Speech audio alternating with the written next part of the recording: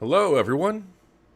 Mike here, aka Kage, and so I'm going to start a new show, or I'm trying to start a new show every Tuesday. I plan to primarily play a classic game, whether it's from previous generations or just earlier in this generation. Heck, next generation starting up soon. So this can be considered a classic as well. And for the first episode, I guess this Bitter Ninja, it's probably most accurate or right to play Ninja Gaiden, another ninja game, a classic that will forever ever just live in the halls of excellence.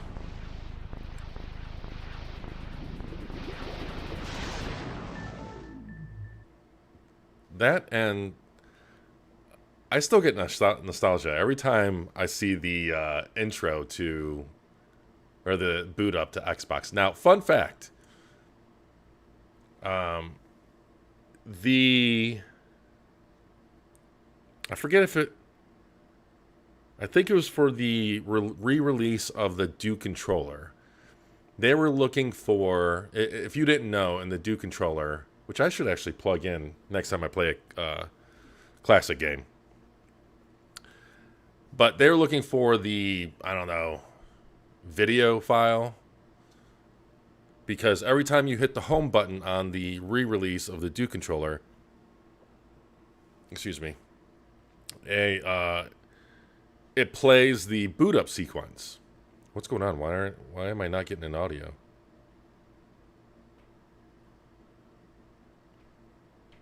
Is there just no audio for this opening? Okay, there's audio. There we go. I feel like I'm not centered. Anyways, like I was saying, they were looking for the video file for the boot up sequence to the Xbox, and it turns out,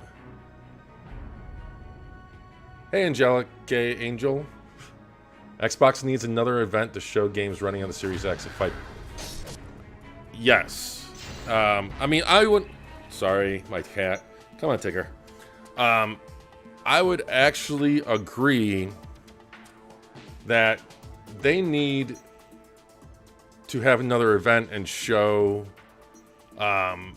They need to show games running on the Series X, and not so much to fight back against Sony, even though that would be one of the effects, but just to give people a show, like let them see what they're pre-ordering. I mean, I think it's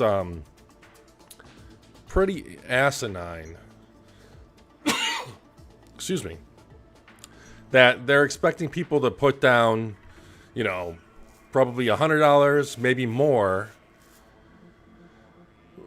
without even seeing anything running on it.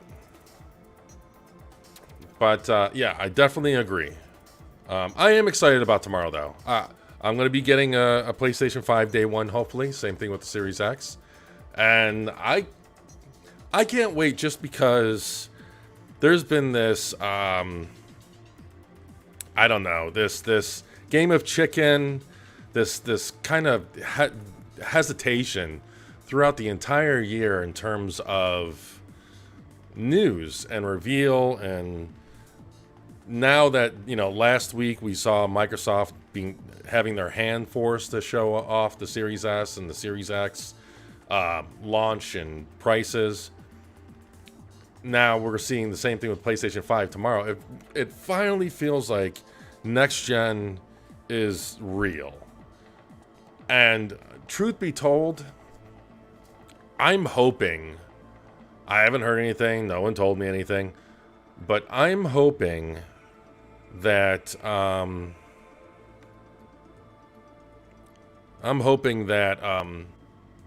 Friday Microsoft has something. You would think that they would announce it by now, but maybe they want to let Sony do their thing and then late tomorrow they announce it. I mean, again, Tuesday pre-orders go up. Maybe Thursday they announce something for Monday. I don't know. Microsoft, I know you're not listening, but if you do catch a whiff of this, you really, really should be showing off your launch lineup, your game line, you know, the extra games, just games running on the system. Not, you know, a small text saying representative. Anyways, I can talk about this for hours. Let's get this rolling. So I'm going to start a new game. I'm going to play normal. The evil dark dragon blade, a legendary sword said to have been carved out of the bones of a black dragon. It brought plague and death to the world during the age of ancient myth. It has been sealed by those of the dragon lineage since the dawn of history because of its incredible capacity for evil, made possible by the souls of the vanquished black dragons that dwell within it.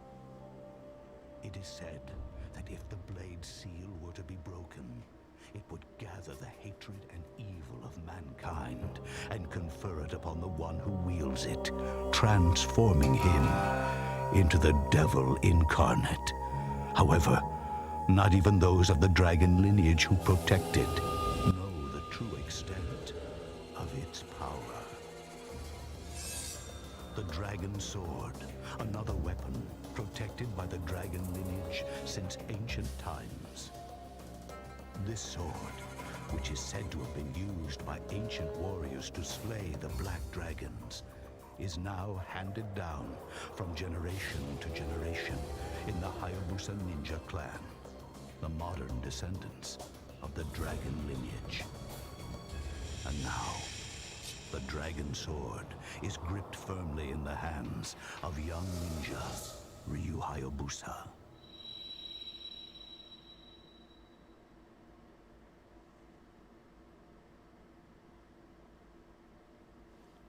All right.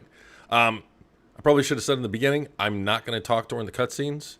That's typically what's going to be the case for any stream I do. I am going to let the cutscenes play out as well. I like to have everything experienced like it was the first time I was playing it.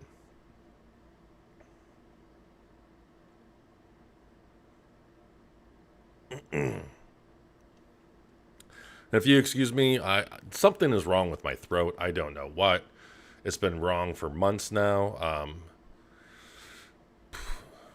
Near the beginning of the apocalypse, I came down with a horrible, horrible flu. That even got worse. I got tested for you-know-what.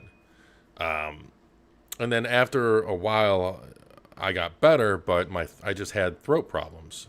I got tested again, and the doctor charged me like $150 for looking down my throat and saying everything's okay. So I don't know what's wrong. I'm gonna have to go back again because I just have like a irritation or soreness in my throat.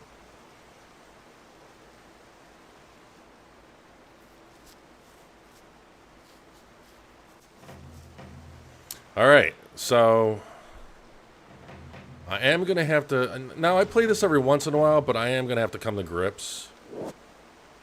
Oh, you know what? I have beaten this game so many times back in the day, and I don't know if I've ever realized that soldier has an elixir.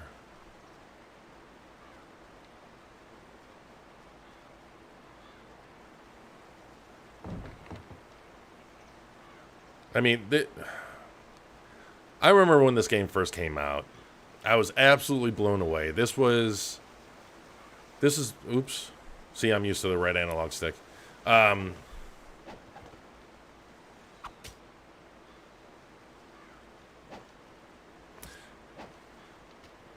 mean, it was basically fighting game graphics. Because back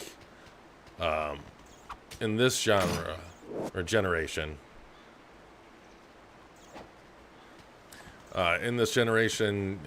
the fighting games, I think, were some of the key titles to show off your system. And it's kind of interesting or weird how that changes almost every generation. Is he dead? You know, the Xbox and PS2 generation. I mean, there are a lot of graphical showpieces like, you know, Metal Gear Solid 2, Ninja Gaiden, Devil May Cry, God of War, Halo.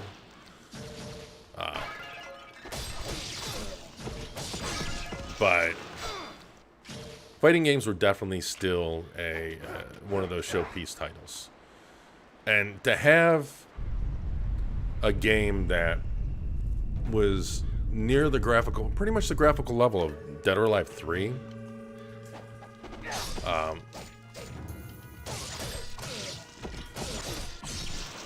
you know, but as a semi-open world action game, just blew me away. And it ran at 60 frames. You know, that's one of the big things.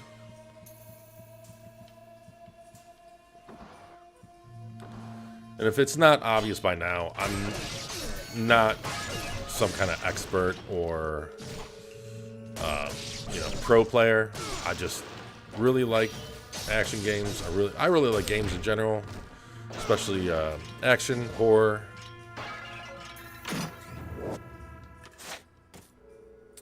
And if it isn't obvious, I also like classic games, which is, you know, a lot of the coverage on not only our channel, but just the internet in general, seems to be primarily focused on modern games, and rightfully so. You know, gamers are largely interested in what's new, the shiny, exciting stuff. Ooh. So, just to add some variety and a different taste of things, I figured I would mostly focus my shows on classic games. And of course, if you'd like me to play anything, by all means, let me know in the comments. I didn't mean to click on this guy.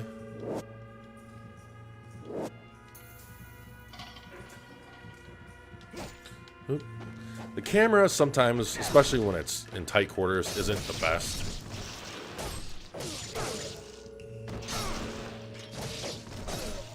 But you can make it work. And even now, so right now, this is enhanced. I'm playing this on the Xbox One X. It's enhanced. And, you know, this can almost pass as I don't want to say a remaster, because the remaster would probably look closer to an upscaled version of Sigma. And I'm not saying I would want this to be like Sigma. I firmly believe this is the quote-unquote definitive version of the game out there. But, you know, for something to be a remaster, it would have some of those more advanced textures and shaders and whatnot.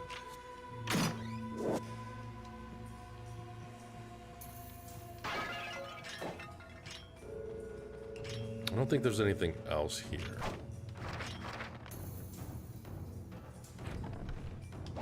Well, you know, I remember these guys in white, just absolutely giving me hell for whatever reason the first time I played the game.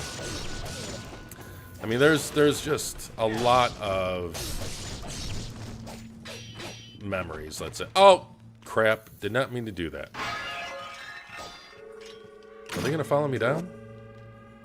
I don't think they do. I'd really like them to. Do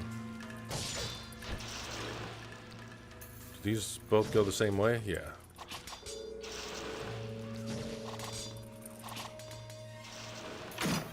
I think this gives us, yep, the key in the form of some chompers. Now those, I believe those enemies should still be there whenever we go back there. We're gonna get some here. And honestly, I don't know what difficulty I'm playing at. I just hit new game and it just...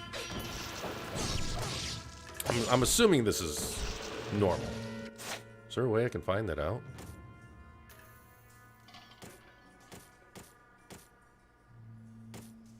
Guess not. That's another area where the sequel really, you know, I'm definitely, I follow the opinion that Ninja Gaiden 2 is not as good as the first one. It's still a great game. The battle system, the battle engine I think is an improvement. Just the overall polish and design did not match what we saw with Ninja Gaiden 1. And I would imagine a lot of that has to do with Itagaki having one foot out the door, making it. Because right after, I think it was right after, I'm pretty sure it was right after he made part 2, he left Tecmo. So,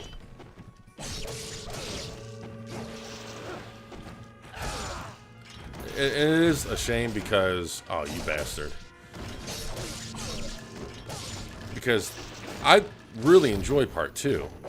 Just the difficulty doesn't have the same balance. And really, all they would really need to do with, plus it didn't have the same polish in terms of graphical presentation, frame rate. It wasn't as smooth as the first game, or really any of his other games.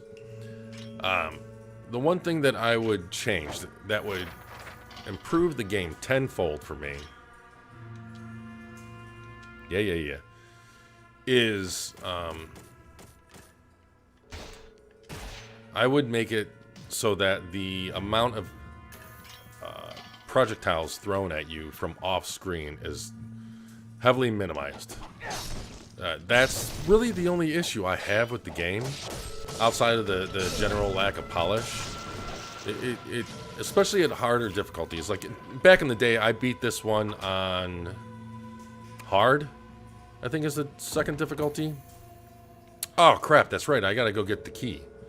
I'm over here yapping away and just completely wasn't paying attention. Yeah, I was hooked on this game, and I played it a ton, beat it on normal my first time through, and then beat it on hard, or very hard, or whatever the second difficulty is. But very hard, just I'm not that good. But with Ninja Gaiden 2, I've only played it or beat it on normal. I've never beat it on any harder difficulty because it was way, way, way too annoying. I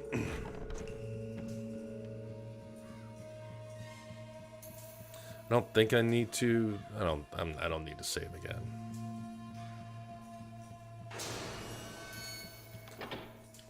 Ouch. Oop. Sorry, Fuzzle. One of my cats is just laying at my feet.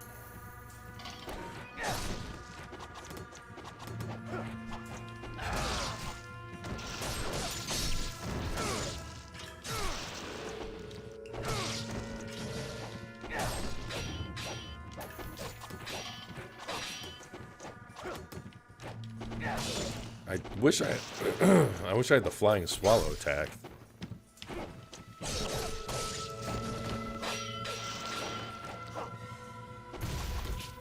Oh, really?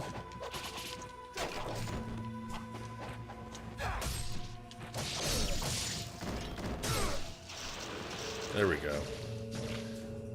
Neither of you wanted to give me any blue essence. All right, fine. We'll just use one ourselves. Now that is one of the key areas where Ninja Gaiden 2 does improve and streamline things. Oh, quiet. I see you have made it this far.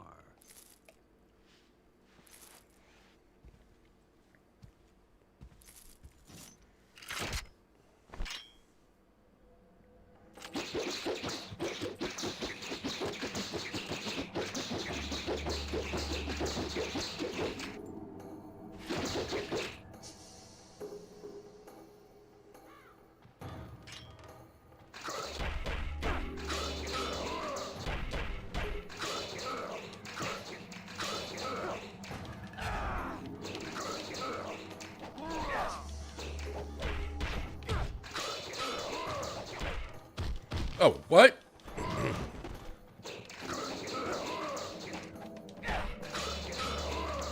Now, I know there is... Yep.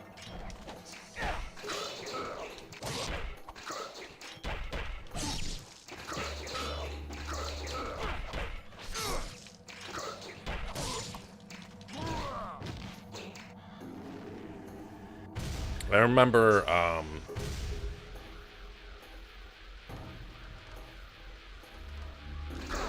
think it was the demo. Oh.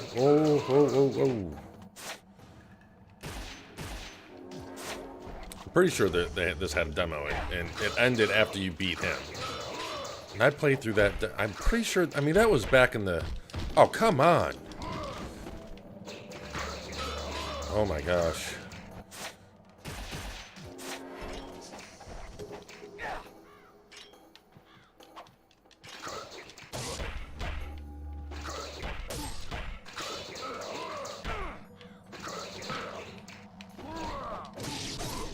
There we go.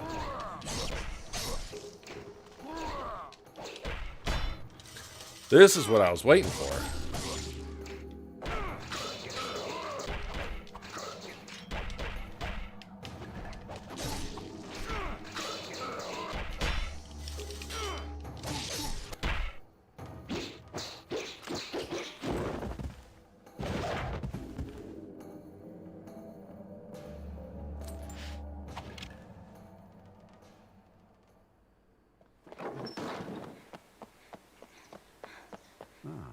The dragon sword.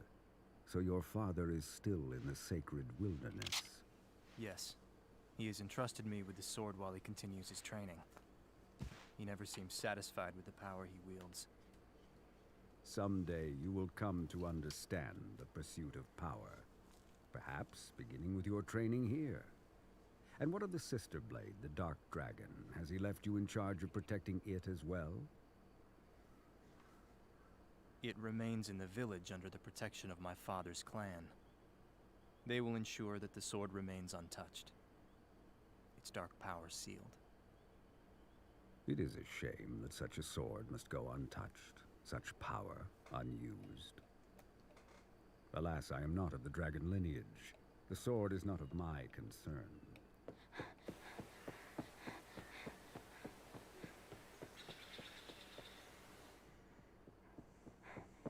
Master Murai, the Hayabusa village. Mastered you.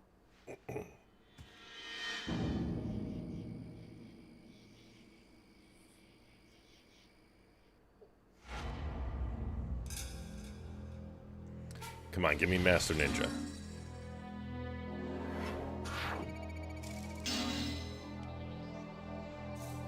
Yes. That's right.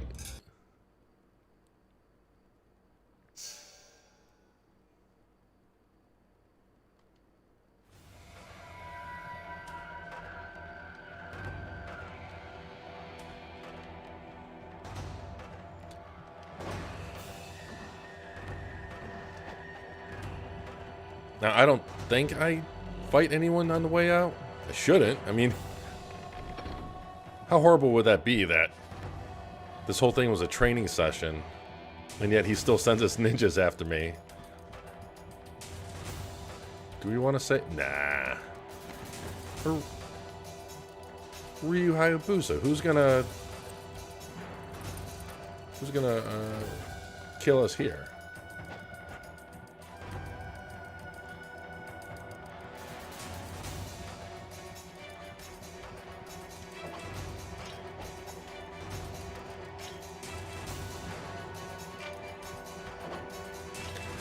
Now, maybe there is a way, but it kind of would have been cool to give us an ability to just jump back to where we need to go instead of making us go through the entire level. I like the fake reflections in the ground. That's a nice little touch.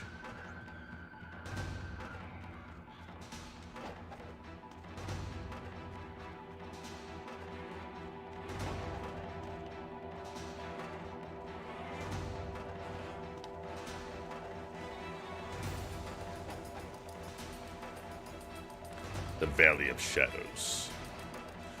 Shadow the Destroyer. Shadow. Sorry. It just reminds me of D2 every time I see Shadow anything. On the Dreamcast. The Dreamcast will forever be my favorite system. Sorry, sorry Xbox. Is there anything down here?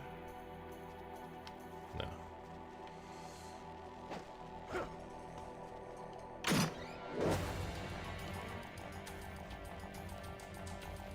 Now, if it isn't clear, you know, this is going to be kind of a reminder learning experience for me, because other than, I think I played this, those saves that you saw there, I think I might have played around with it when it got added to backwards compatibility, but I didn't really beat it or give it much time. Plus, you know, to be perfectly honest, if I'm doing it on my personal time and casually, I'm probably having a few drinks or something, not really taking it much too serious. And obviously, with me wanting to play this on normal, I'm not taking this too serious either. I just figured, you know, what better game to start off with than a fellow ninja game. Plus, if we're being perfectly honest, or a way to look at it, can I not run on water in this game? I could have sworn I could. I guess I can't do it while I'm in the water. And I think this stuff is inverted. You know, in a way, this game was retro Dark Souls. I mean, this was the game that was impressive to beat.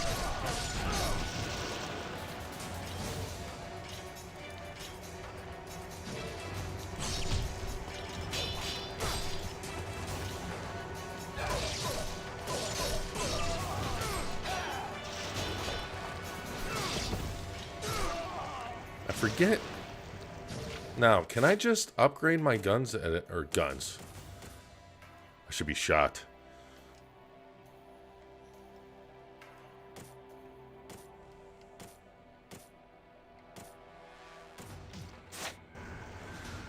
I forget if it's the same with upgrading your weapon. I know you upgrade your weapons in this, but I don't remember how. You know what? I probably have to go to the old man's shop.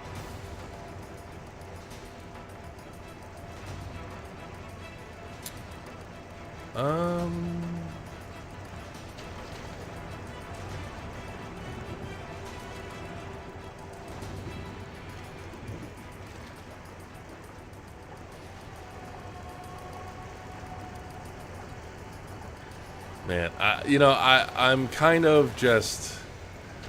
Oh, there we go. Damn it. I'm kind of just giggling inside.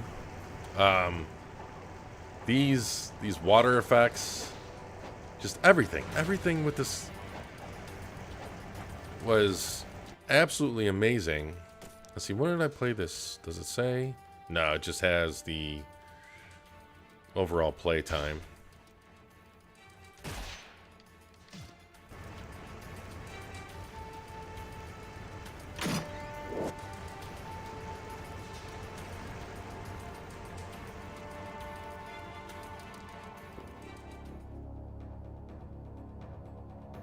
But if you are just joining us, or if you're watching the the video on demand version, welcome. Thank you for watching. Hope you're enjoying the video.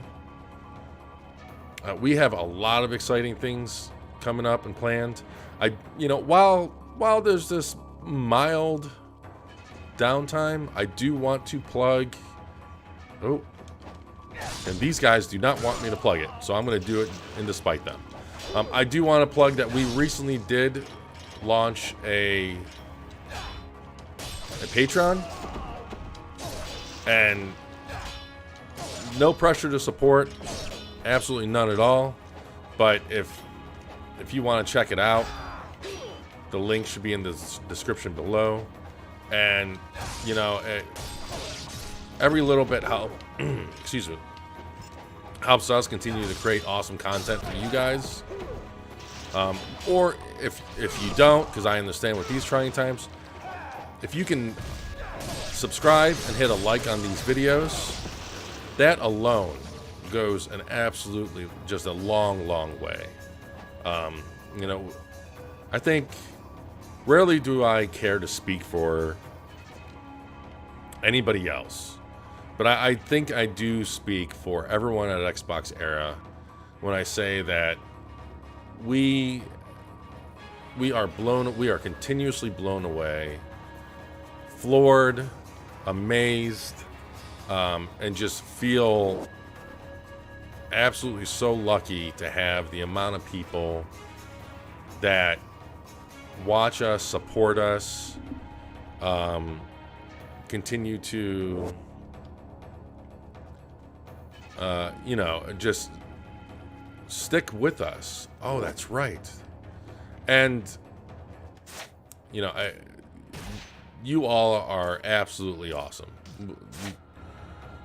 It really, if well, I don't know.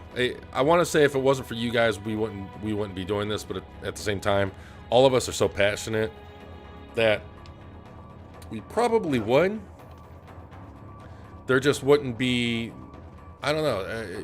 You guys make it even more worth it. I don't know. I'm probably just gonna continue going on a rant if I keep going. But basically, thank you.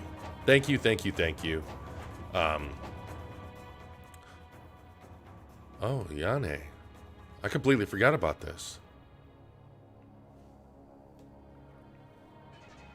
A dark samurai clad in black armor. Master, you do not attempt to fight it.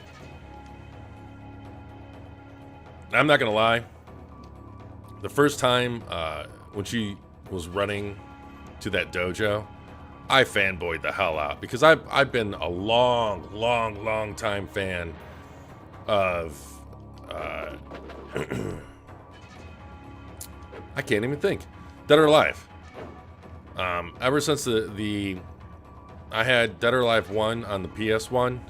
I mean, we're not even talking. This isn't even like a Sega thing. I had Dead or Alive 1 on the PS1. Here we go.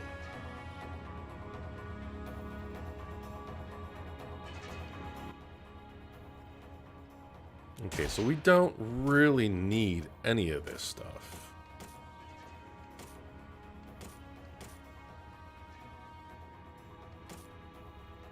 Now, there is one of these. Ooh.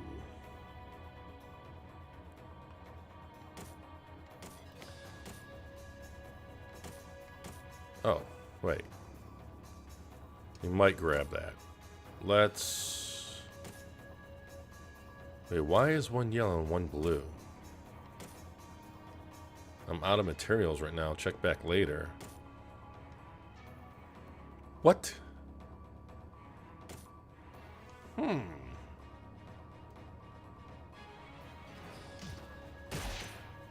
Okay. Well, let's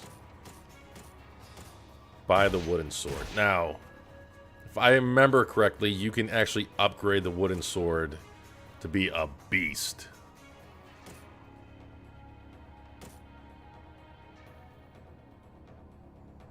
Is this Art of Inferno? I think I might already have that. No, that's Fire Wheels. Okay, we're gonna get the Inferno.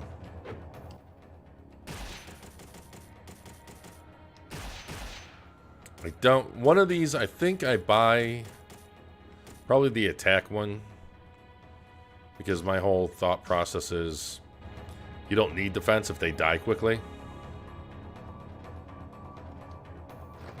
Another thing that I want to plug real quick. We also launched the forum a month or so ago. It's probably a bit longer than a month because time is flying these days. But... You know what? Even though it's an Xbox forum, it's completely friendly to all platforms. We do not tolerate any type of trolling for any platform whatsoever. It's, you know, it's a Xbox platform by association in a way.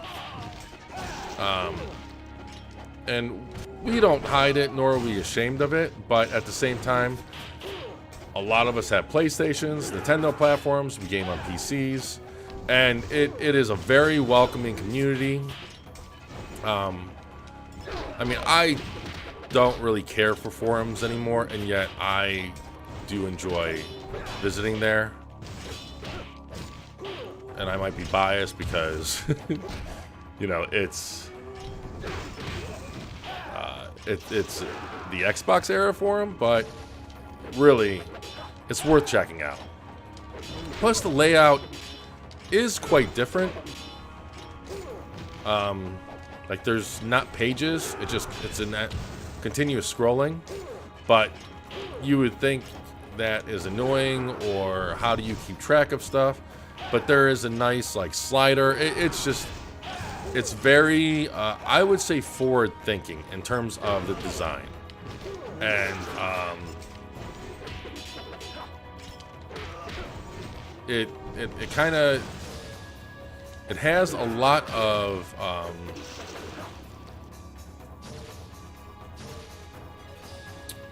it has a lot of impressive features, like you can flag posts. You can, of course, you can also like posts. So you can agree and support positive.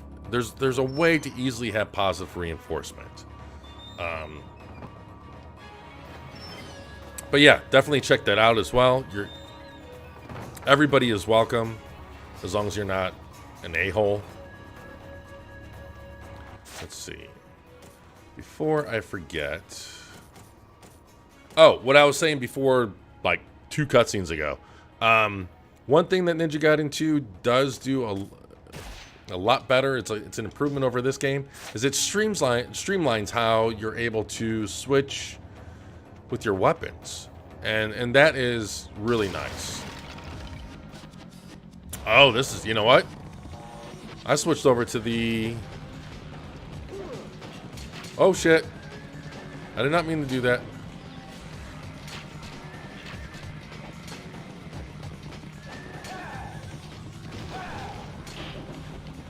Man. What? Oh, no.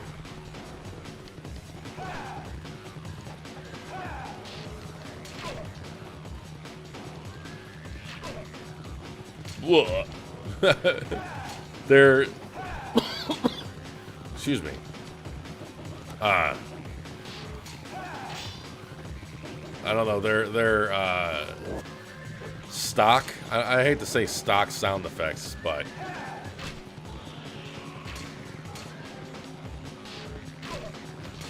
they're I'll stop doing that. So I definitely don't sound as good as a ninja samurai. I don't know what these guys are supposed to be, because they look like samurai, but you think they're from a competing ninja clan, no? Oh, where did this guy come from? And the one thing that I did not do that I should have done, instead of using health, I should have used this, because this should give me full health and extend my health. And I was wrong. Use that while I'm here, and then... Why is it...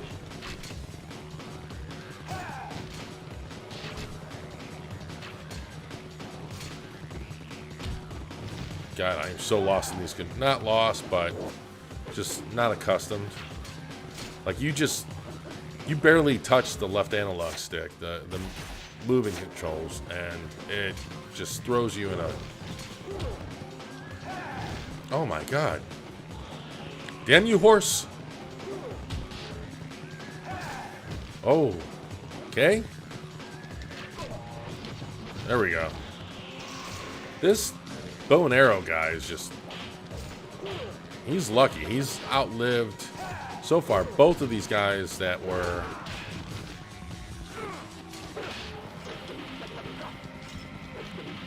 And I think after I'm done with... No. Because I think I know what comes after this. I was going to say, I think after I'm done with this section, I'm going to switch over to the wooden... Wait, is there another horse guy? There's another bow and arrow horse guy. Okay. This is getting ridiculous.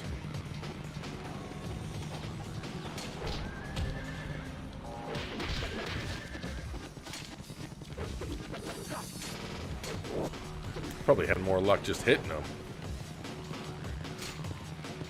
Ooh, oh. No, no. No, no, no, no, no. We're not looking to die here. Not on my watch.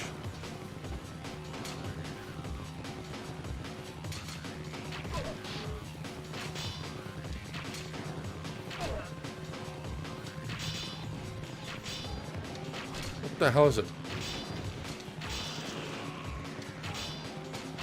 Oh, hello.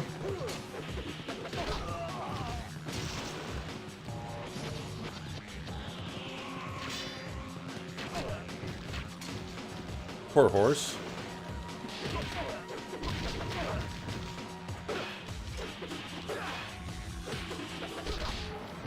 I'm just not going to give him a chance to attack.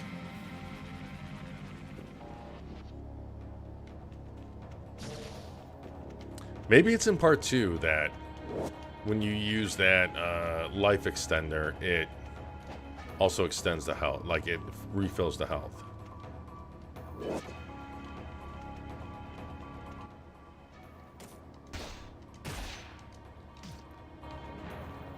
I did play that more recently than this because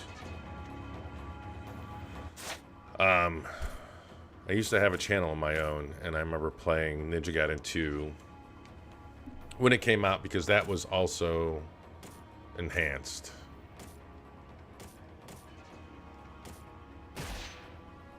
Now see, look at that. Look at how many levels in comparison to everything else. You can level this thing up 7 times. But when it's fully leveled up, I want to say it's one of the most powerful weapons in the game.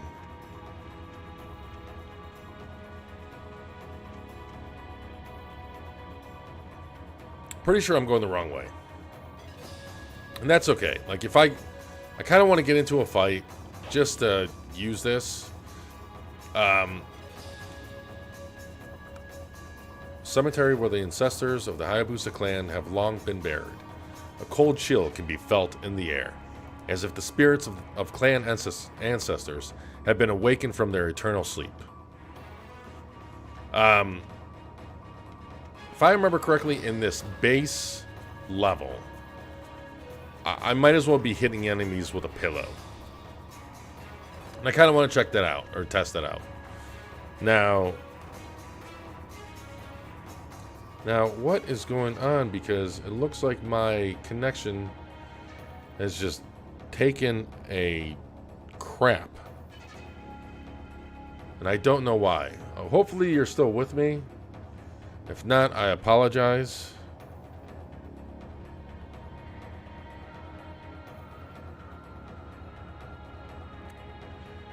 The kicker there is I actually had the company out looking at my internet today because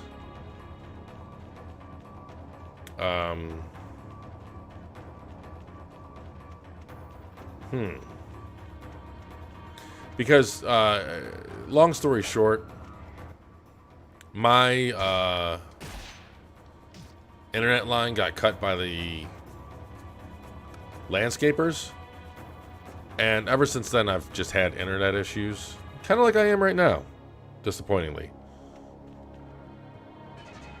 Ooh, I think I know what this is, and I do not want to have the wooden sword.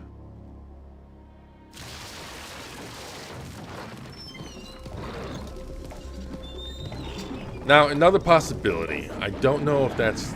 No, it doesn't make sense. I was going to blame, like, the region I'm in on the connection that I'm experiencing, but pretty sure I have OBS just saying choose the best connection in terms of restream connection.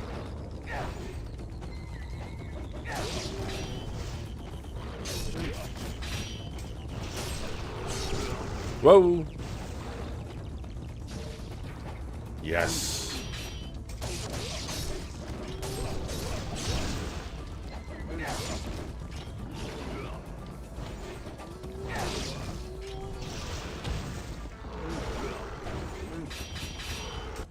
You know what? We did not use an impo yet. Do we want to use an impo though? I mean, we get I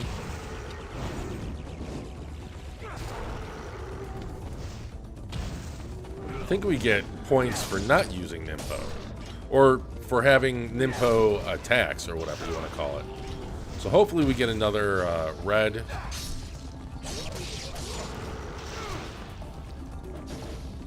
At least we're at full health.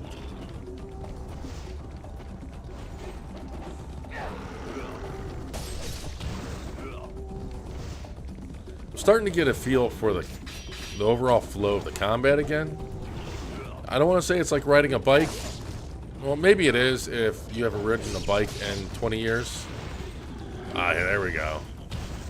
But it's not unintuitive. Now, see, this is where I don't, and I'm sorry, but my OCD mind is just distracted now. This is where it doesn't make sense. So OBS is telling me that it's uploading at 10 megabits per second. I basically, I guess the recommendation is 8, at least 8, at least for YouTube, if I remember correctly, for 1080p. And so I have it set to dynamically stream from 8 to 10, okay? And right now it is supposedly uploading at 11 megabits per second. And it's still showing in the red. So I don't really understand, like, is it a restream issue? I think the next update, God. I think the next stream I do, I'm just gonna do straight to YouTube. Since I imagine that's where the bulk of our viewers are at.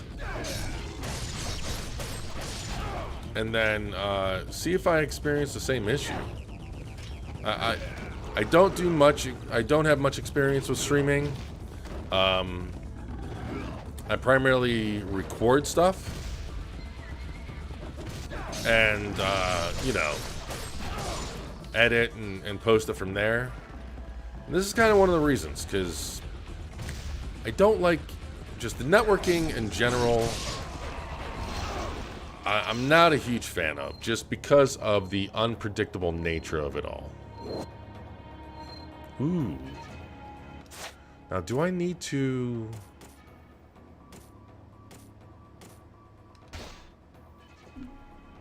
Okay, so I automatically learned those. I don't really need to read that.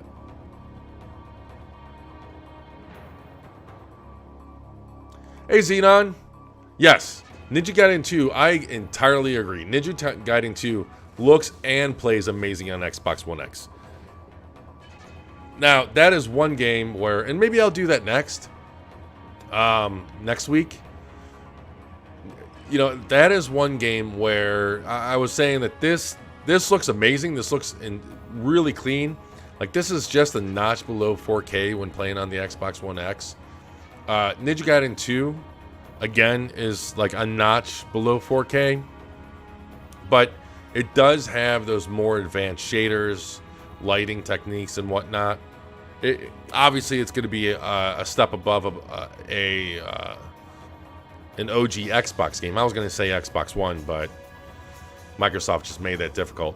But yeah, I entirely agree. Ninja Gaiden 2 looks and plays amazing on the Xbox One X. The frame rate is a solid 60.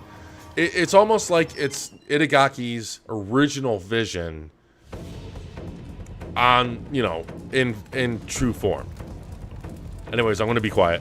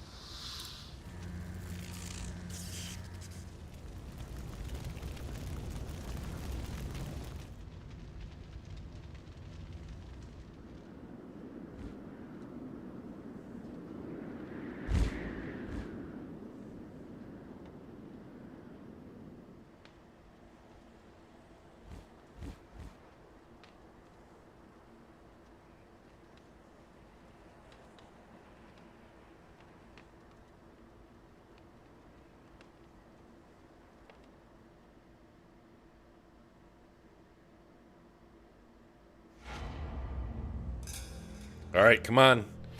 Master Ninja again.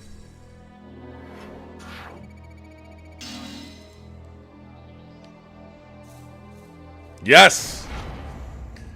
That's right, bitches! Kage Maru is a Master Ninja.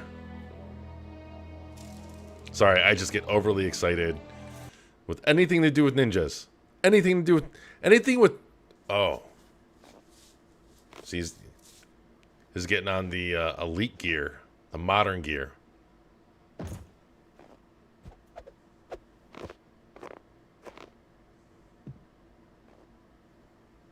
My network of ninja have uncovered the reason for the attack. The samurai who burned the village was Doku, lord of the greater fiends of the Vigor Empire. It appears as though the Vigor Emperor seeks the power of the Dark Dragon Blade.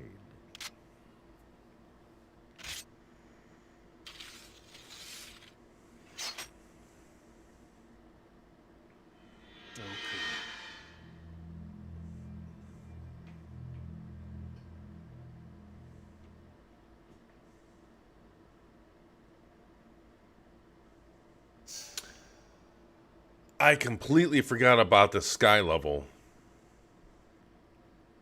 The Hayabusa village has burned and the Dark Dragon Blade is gone. Ryu has stowed away aboard. There's no way. Has stowed aboard an airship headed for the Vigor Empire. His goal, vengeance. Obviously, as you can see, the more I play this, the more I'm definitely getting into it. Vigor Empire, a strange dictatorship veiled in secrecy. Its exclusionist foreign policy makes for very few ways to enter the country. One of the only remaining routes is by airship to the capital city of Tyrone.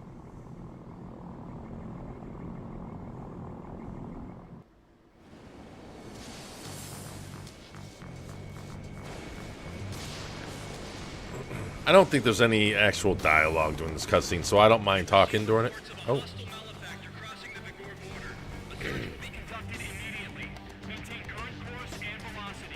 I stand corrected.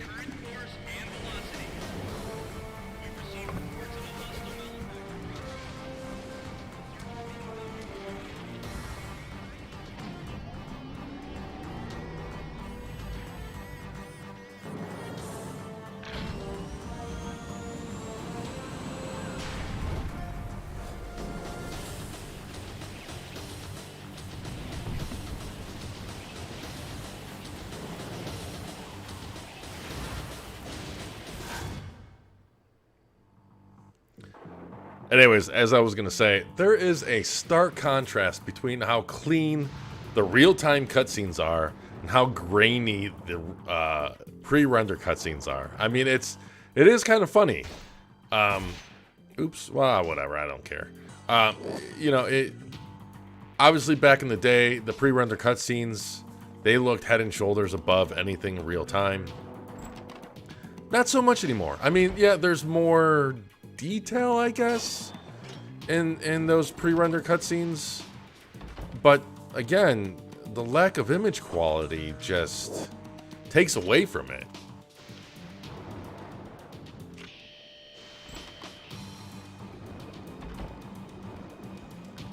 Okay, so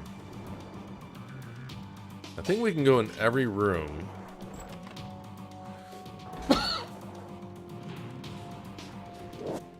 Strengthen your weapon. Awaken its inner power to a greater level, and you will be able to perform devastating new techniques. Yeah, how do I do that? I tried to do that in the last level.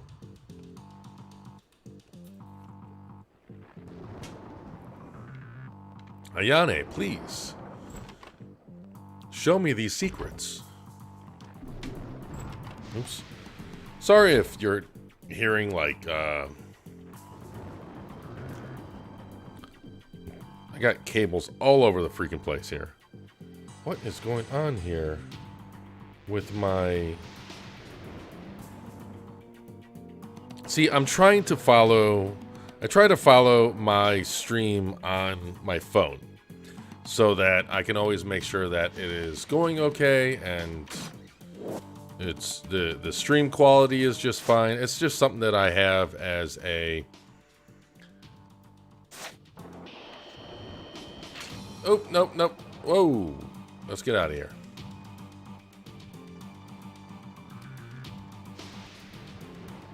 I kind of have it as, I don't want to say an insurance, but it's just something that I like to have. I don't know if it's normal. Again, I'm an amateur with the streaming thing. Ooh. You're gonna die.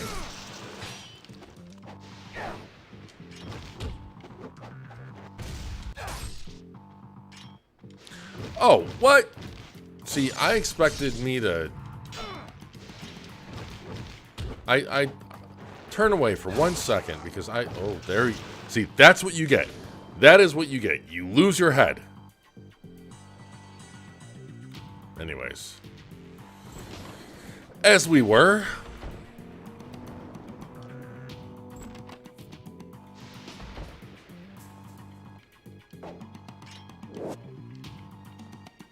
if you're tuning in now, or, you know, honestly, if you're watching this whole thing, whoa, where have you guys come from? Bad form.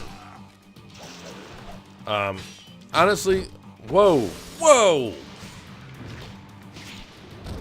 Oh, whoa, whoa, whoa. Hold on now. You know, I was just talking to our wonderful viewers. For crying out loud. You guys are ruining that for me. Thank you for watching. Really, I mean, I don't care what anyone says. I don't care what these ninjas say. These ninja cops? SWAT ninjas? I don't know what these guys are supposed to be. The appreciation for everything that you guys make possible cannot be emphasized enough. And... if you're watching my stream, even if you're watching for minutes, I appreciate it.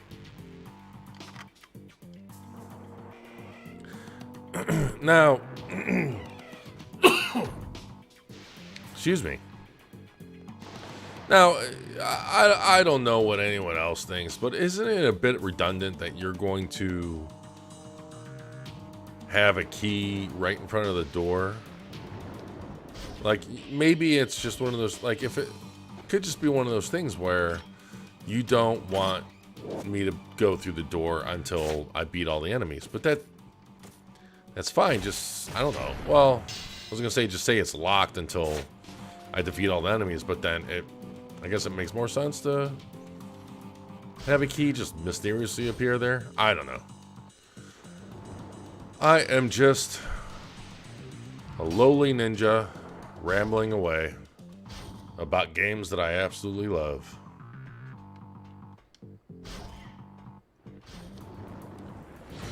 Whoa, why are you guys like having your guns drawn at the door like that?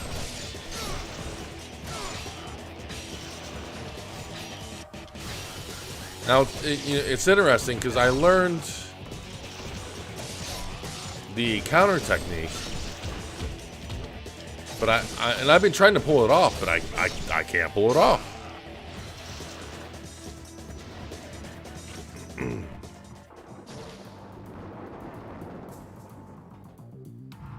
I go out there?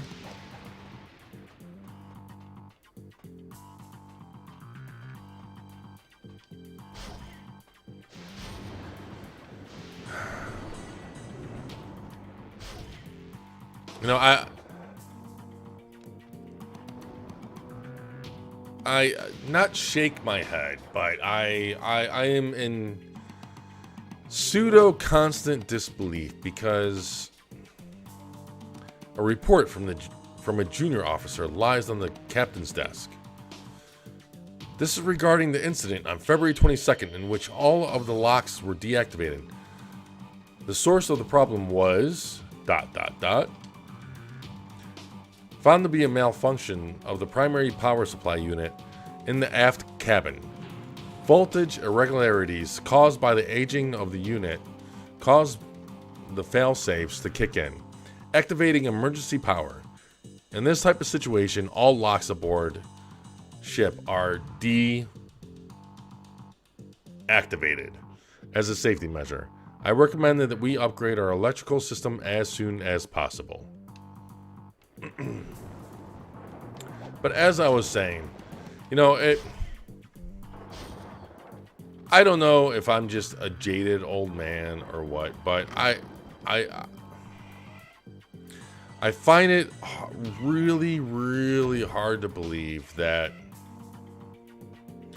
20 years from now, I'm going to play... See, I don't know what can be compared to this 20 years from now.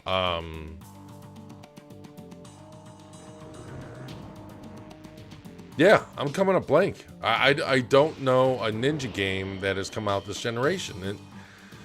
And as a ninja, that makes me sad.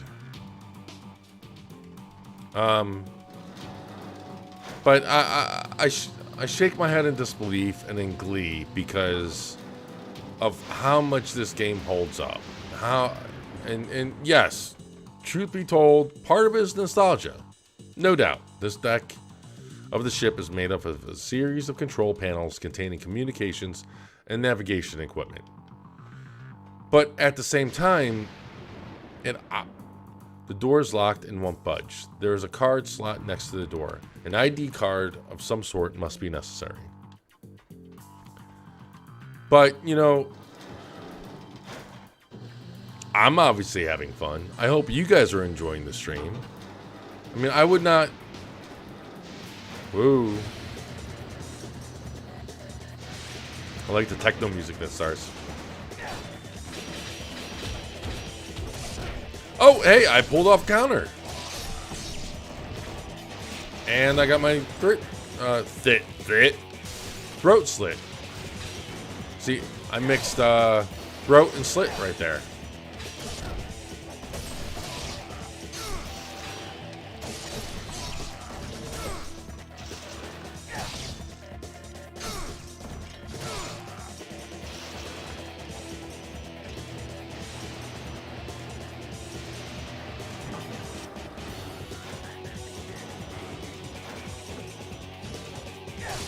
I should have charged that.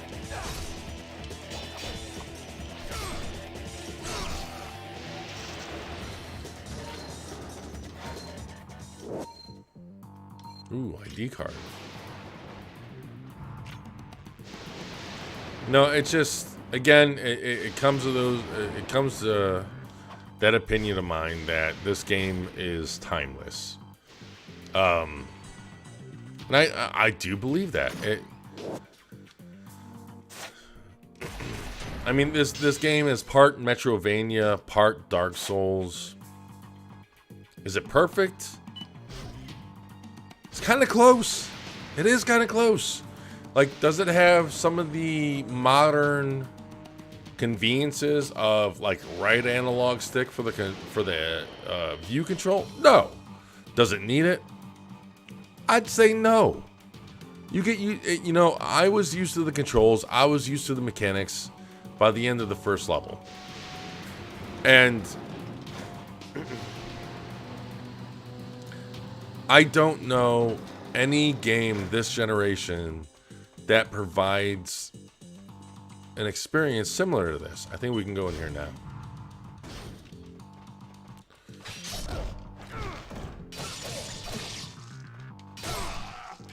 Oh, a 2-for-1 on the heads there.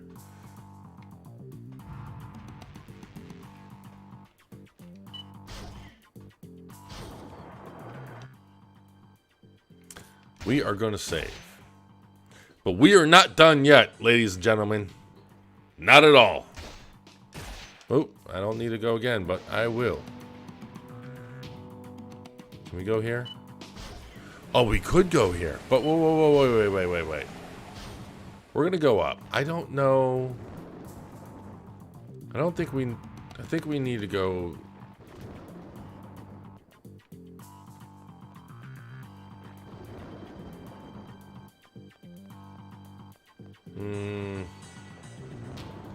I might need to, yeah, I might need to go that other way.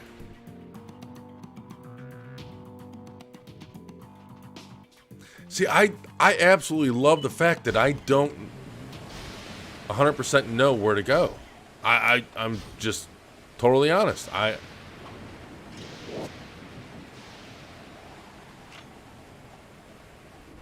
I remember this.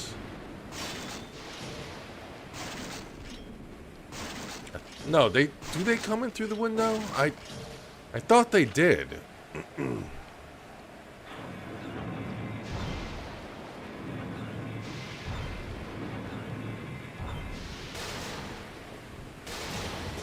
Yep.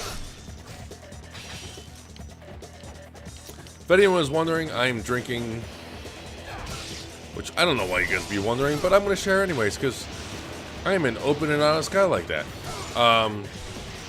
I'm just drinking, oh my god, Fanta from Arby's I had earlier. This episode or this show is in no way sponsored by Arby's, and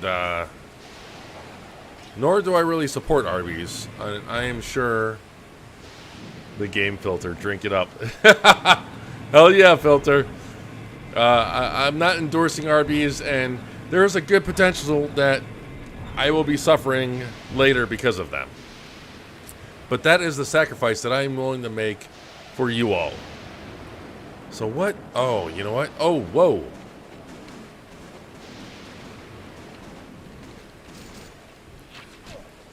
Oh, that was a headshot. I think that guy's shooting the wall. There we go. Then we just need to...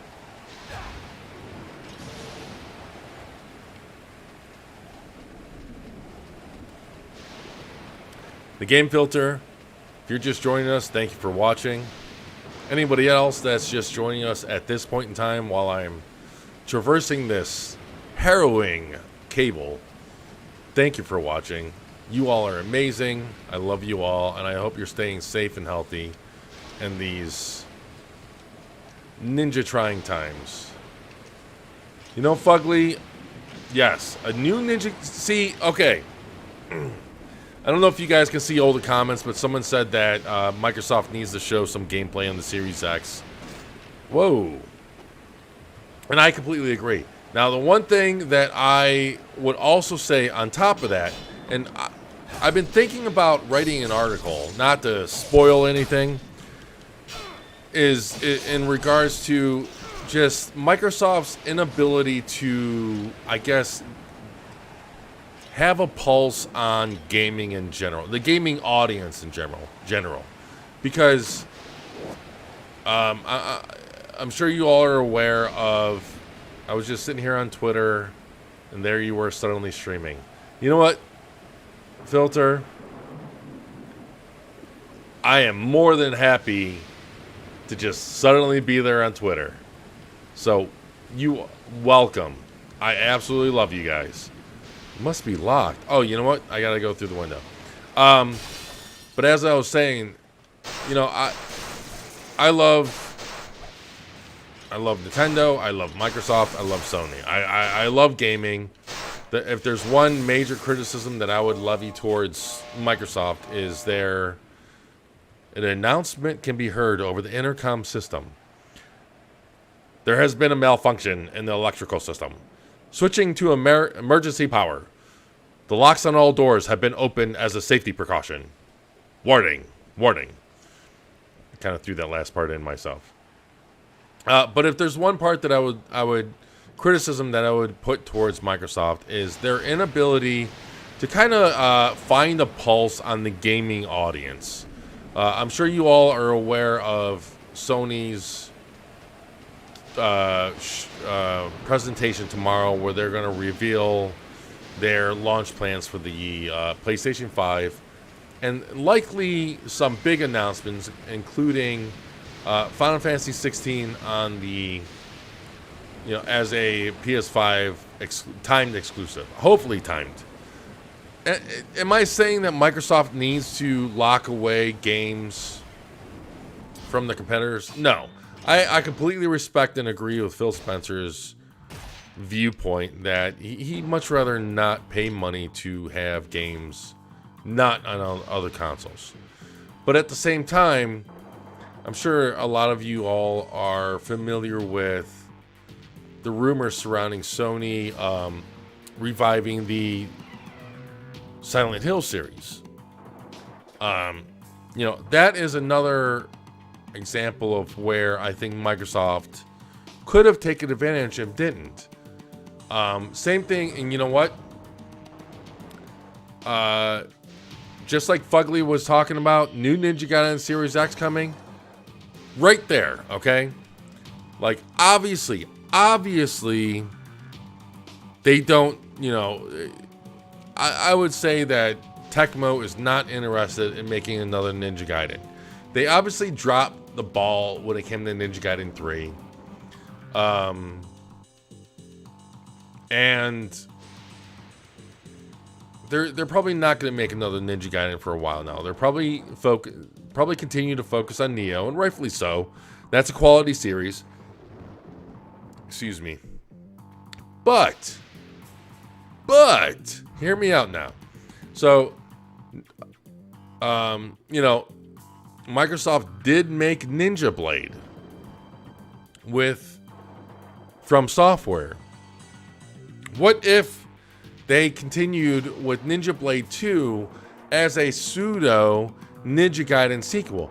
Or what if they just asked Tecmo if they can make another Ninja Gaiden like Ninja Gaiden 4 with From Software? Or with Team Ninja. Like, Team Ninja's working on Neo 2, but we don't know how far in development. Like, there are things that Microsoft, same thing with Nintendo, same thing with Sony, can do.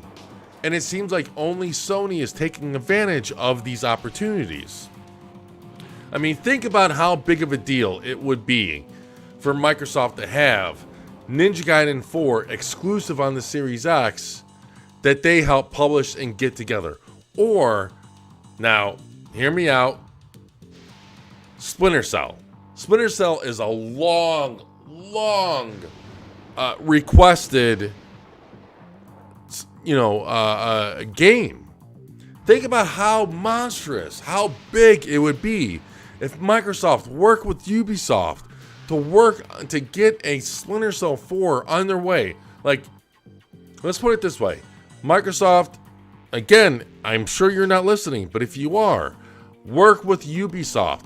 Get Splinter Cell, whatever it would be, 5, 4.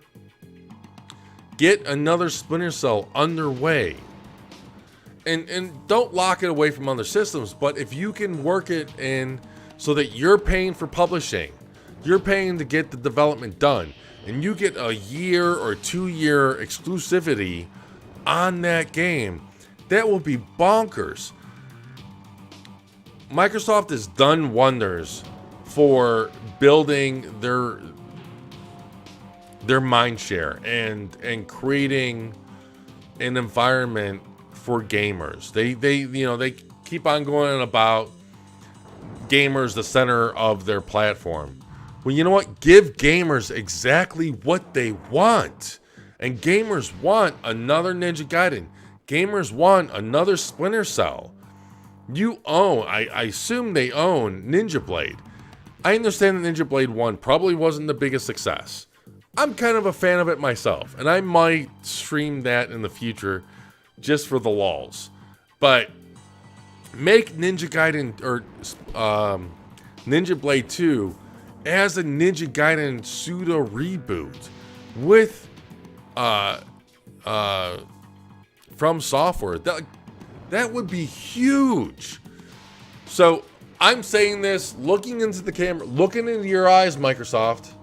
Look, I love gaming. I have a passion for gaming. You want to hire me?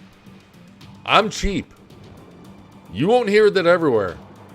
But hit me up, and I will definitely help you just win the mind share of the average gamer. Anyways, that is Kage Maru's rant over. We're gonna continue on with this stream. Sorry, guys. Just when you mention listening is not a problem here, I have to literally. You know what, Filter? I don't know you, dude, but you are awesome. You are awesome because, you know, any interaction and acknowledgement in these times, we all got to stick together, you know? And I absolutely love every single one of you guys. I do. And I'm like a cold and jaded, heartless bastard. So for me to tell you that I love you and you guys are awesome, that is huge. I mean, I'm not really heartless and stuff. I have a lot of passion, obviously, as I can rant on for hours over... I'm a 40-year-old man. Man, I don't care if you're a man. I don't mean like I love you like I want to like bone you or anything. I think you're awesome. That's all. I mean, you can see the grays in my beard. I'm in my late 30s. I don't care. This is all about passion of gamers. That's all. Why does everything gotta be sexual for you guys? No, I'm joking, by the way. But you know, if it's not obvious that I just my mind runs a mile a minute, and I absolutely just love gaming, regardless of how it's done, where it's done. Except, I will say, except Stadia. I'm not a lover of Stadia. I bought into their Pro package, their Founders Edition. That is where I draw the line. That is, I love Nintendo, I love Microsoft, I love Sony. But when it comes to Stadia, and especially Google, I'm not the biggest fan of Google. And I'm probably just like ranting off pseudo script. I'm not on a script, but I might be like an old fogey in the sense that I am very open and loving and welcoming to the old guard, which in a way like Microsoft has replaced Sega. But Google, yes, the Game Filter said Stadia was an easy no for me. Yes, you know, so Google Stadia would have been an easy no for me as well. But with my old channel, here's the kicker. So for my old channel, I figure I wanted to like keep abreast of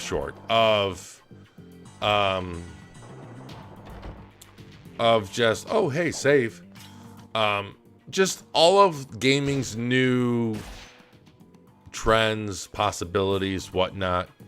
So I will admit I was a Google Stadia founder. I paid the $130 for the Founders Edition. I got to pick my gamer tag, everyone. The thing about that is, and I primarily did it for my old channel, because I figured that I would be able to get some decent coverage, just keeping an open mind on, oh wait, I've already been here? Keeping an open mind on everything that was around the corner. However, the Chromecast was copy protected, so I couldn't even stream that. I couldn't record it. I couldn't do anything with it. I had to do everything through the browser. And long story short, it just killed any... So there was the lag issues. There was the price. There was the typical Google issues. And it killed any and every interest I had in Google. Basically, what we see with xCloud, that launched today, by the way. If you are a Game Pass Ultimate subscriber, and I'm not doing this as I'm not saying this as a shill for Microsoft. I just think it's awesome. If you're a Game Pass Ultimate subscriber, download and you're on an Android device, download the Game Pass app, and you will be able to stream around 150 games on your Android phone. That to me is amazing. You know, I'm not a big proponent on streaming. I get that there's a market for that, and I don't begrudge them. I don't look down on them. You know, it's kind of like the same thing with me and console gaming. Like, I have a PC. Hell, I'm streaming on my PC now. There is a market and there is a taste for all types of gamers, and that same mentality goes for streamers. So if you want to get into streaming gameplay, I would recommend you pay $15 a month and get on Game Pass Ultimate, assuming you're on Android, and do what previously was XCloud, which is now Game Pass or Xbox with stream. I don't know what they call it. I think XCloud. I've been really using XCloud the last few weeks. It was using it back in the beta launch as well. Yeah, Filter. Yeah, you know, before the apocalypse hit, because I've been in the beta as well since day one. And before the apocalypse hit, again, I'm not the biggest streaming advocate, but where I saw the value was I was at a friend's house, and she recently got an Xbox One X. I was at her house. We were hanging out. She was playing Sea of Thieves on her TV, and I joined on my phone through xCloud, and basically it was like couch co-op, and it was amazing. It worked very well. I had the clip with my I brought my Xbox controller. I had a clip for my phone, so I was like prepared ahead of time. And at the time, I was kind of just testing xCloud, just because I'm a tech nerd. You know, I'm a gamer. I like to experience all that stuff. And it honestly was an amazing experience where in this online only world, what is going on here? Where am I supposed to be going here? Oh, okay, I see. In this online only world, you know, I was playing with her in a sense of like in a new wave of couch co-op, and it was amazing. Granted, you know, yes, was it as good as me playing Sea of Thieves on my Xbox One X or my PC? No, but I was playing with her at her place, and it was awesome. It really was. Oh, hello. Hold on. Rio, stop, damn you. No. Yeah, I know it's locked. Let's stop. So, you know, xCloud has a lot of potential. It opens up the possibilities for people that don't want to buy a console, which is fine. I mean, I'm a very big console gamer. I have like a $2,000 PC and I still play on console. But you know, my excitement for xCloud for the future is I'm hoping that with the Xbox Series X and One X, once the servers get updated. Oh, we got this boss coming up. Once the servers get updated, oh boy. I'm hoping that one of... Oh, no. Oh, that's going to hurt. I'm hoping that one of Microsoft's... Oh, shit. Microsoft's big features with the One X and the xCloud is if I buy a game digitally, while it's downloading in the background, I can instantly launch that game on xCloud and play it through xCloud, upgraded to Xbox One X. So if I buy Hellblade 2, that looks absolutely amazing, the moment I buy that game, I get the option on the store to play now, where then I am playing it through their streaming platform while it downloads in the background. And then once it downloads, I can play it locally, and that will mitigate and that will counter one of Stadia's biggest selling points. And what you buy is instantly available, and because the same can be said for both the PS5 and the Series X, because I do have some hopes that Sony starts taking PlayStation Now more seriously and upgrades that so that it benefits PS5 owners as well.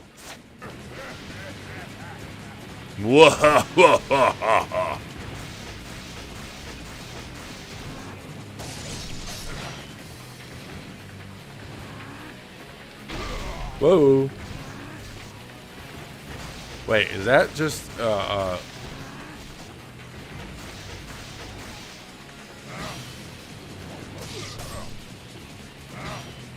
See, and I blame you, Filter, plus any of you other awesome folk.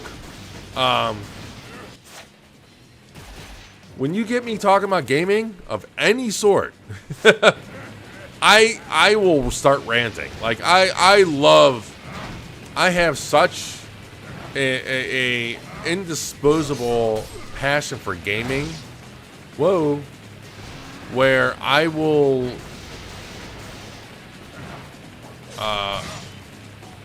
kind of like, whoa. And I say that jokingly.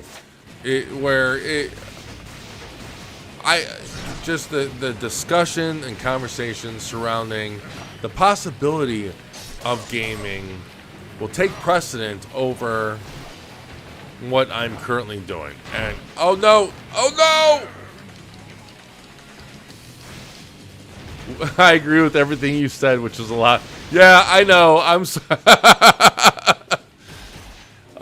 I want to say I'm sorry, Filter, but at the same time, I'm not going to apologize for my just absolutely never-ending amount of passion for gaming.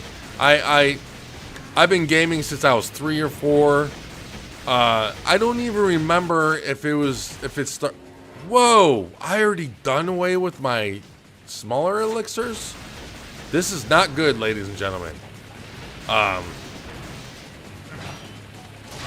But, I absolutely love gaming. I do. I have an absolute and it's weird because I have a passion. You have seasoned with knowledge. Yeah, you know what? Thank you. And I don't like to boast. And I'm not one to boast. I'm not even I don't even like attention. But I've been gaming since I was 3 years old, maybe 4. Before I even really remember. I don't even remember if I first gamed on an SNES or I have fading memories of you son of a bitch on gaming on a either an Atari or an NES. I just know I love gaming. I used to do art when I was younger, and I recognize gamer just as one of the absolute most perfect amalgamations of art, technology, because I love technology too. I'm a you bastard. And whoa. Do we want to use another one? This is our last one, right? Yeah, it is. So we're going to... Okay, and we're going to use another one of these.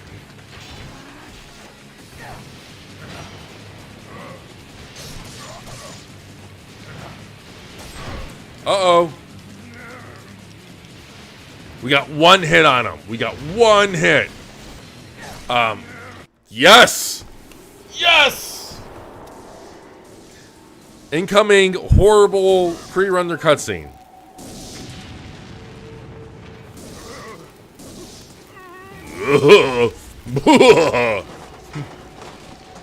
Sorry, I'm getting overly excited.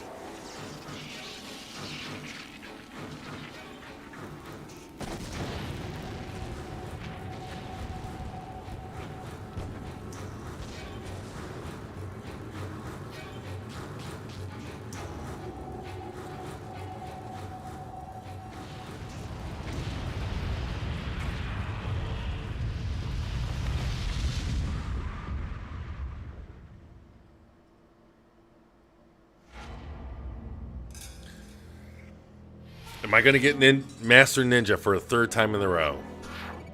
Come on, baby. Proceed. Yes!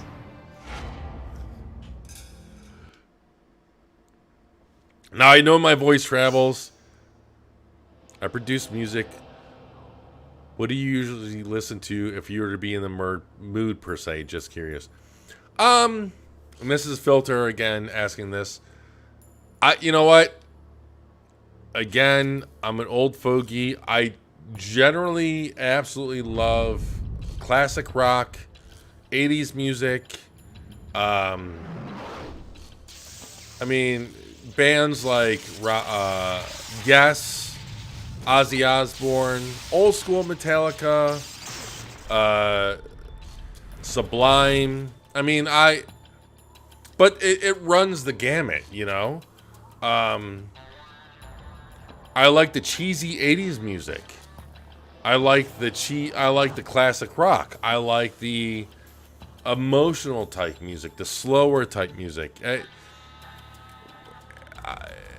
You know, when you say if you were in the mood per se, to me, that runs the range, because I could be in my car blasting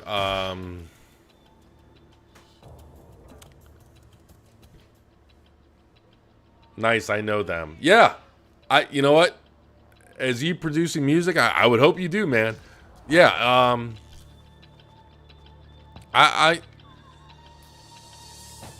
here's the thing. Oh, as the ninja SWAT team comes down, barreling down on me. If it carries a good beat, and this goes from classic rock to oldies, listening to even some rap, you know, from Dr. Dre or Eminem. If it carries a good beat, if it just fills my soul with passion and happiness, and like, I say this jokingly, but I'm like, in my jaded old ass age, I'm kind of dead inside.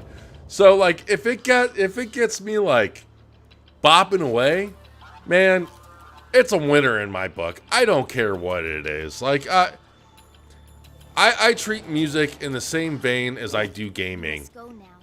If I like it, I like it. I don't care where it's coming from. Han's Bar is a well-known watering hole, as well as the center of Vigor's underground intelligence. There you may find clues about Doku's whereabouts. And I am so sorry, Ani, I did not mean to speak over you. I love you.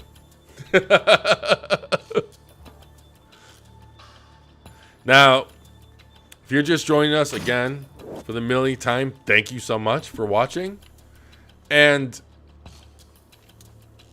so this is kind of the beginning of the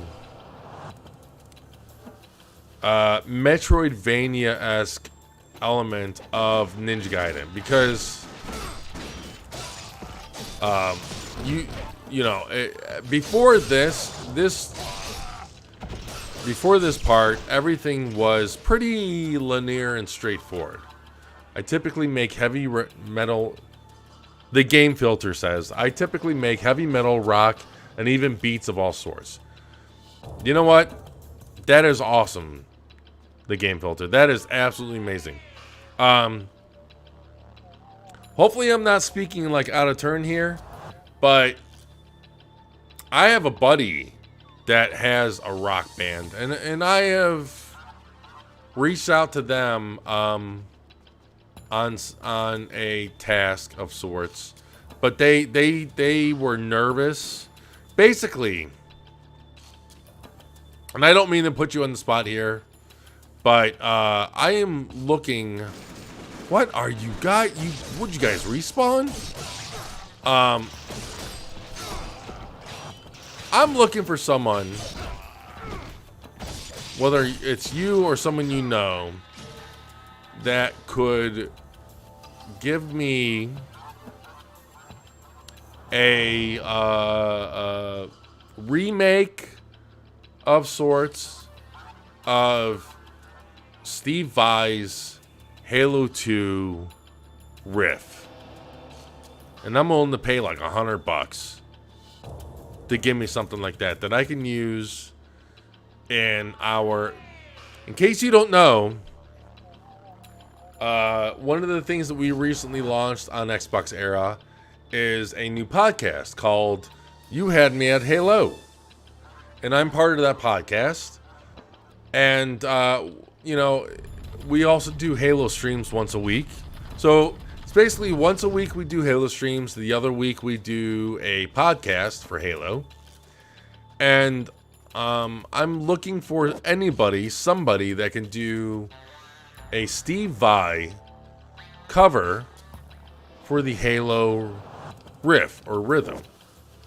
Wait, what was that? What did I just pick up? I clicked on that way too fast.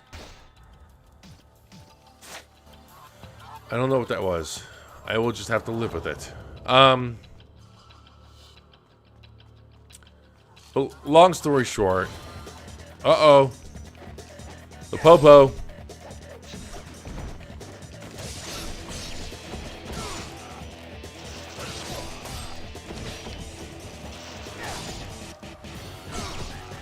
Oh, there's the head. There you go.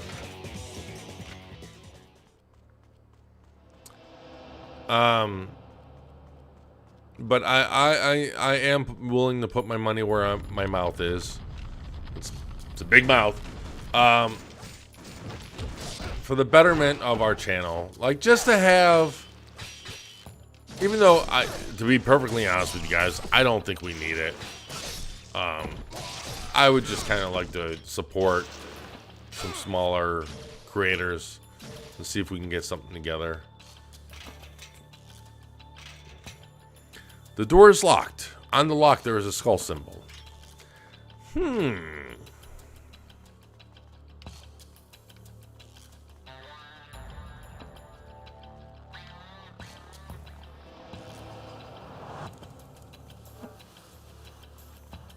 Now, I do need to find...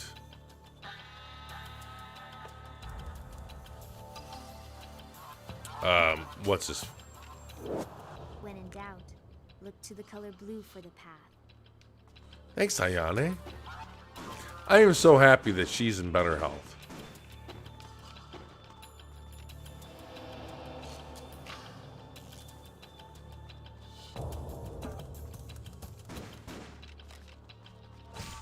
Whoa, hey. Let's simmer down now, okay?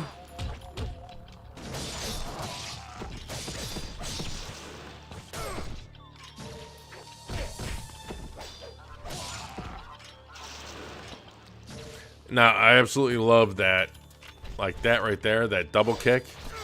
Oops. That right there. That's kind of a Dead or Alive 3 move. Like Dead or Alive move. Stone tablet. A strange power can be felt flowing through the fragment. It is certainly not an ordinary stone. Well, you know, most stones don't glow. Whoa.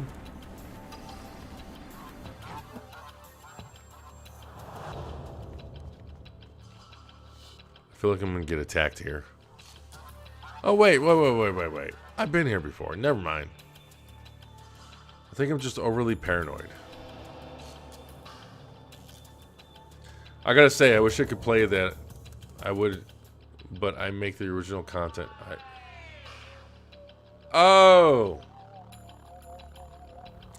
You're talking about the Halo stuff. You know what?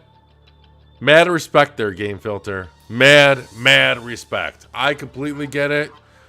My buddy that he has his own band. Oh my God, these guys. Whoa. I am almost dead. They told me the same thing. And really, I have nothing but respect for you guys. I was gonna say no respect accidentally.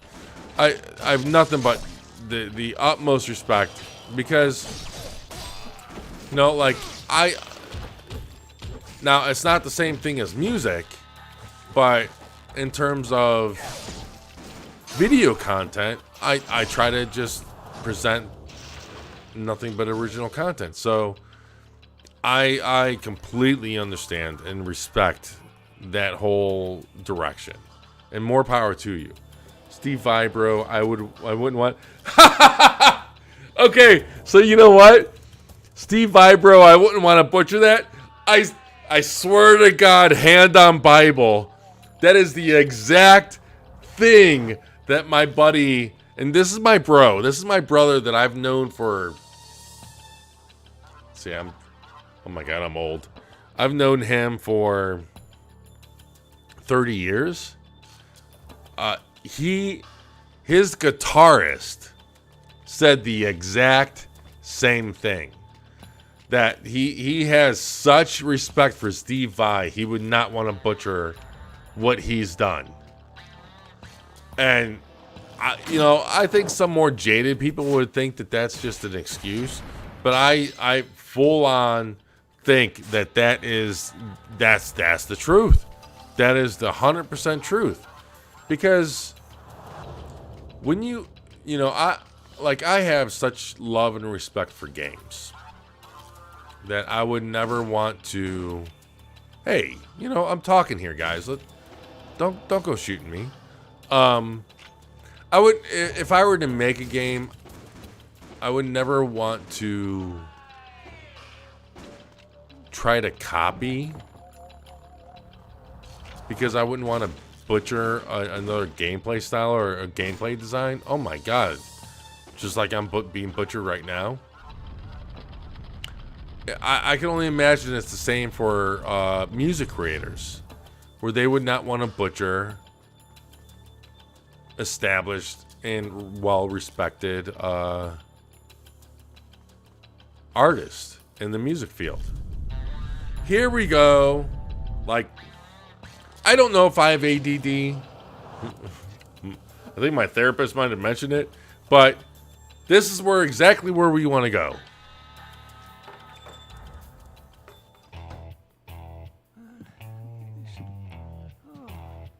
This old man is awesome.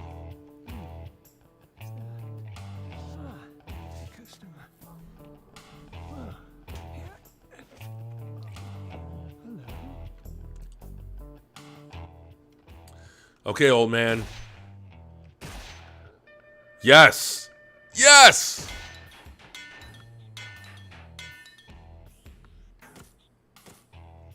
And we do need, Whoa.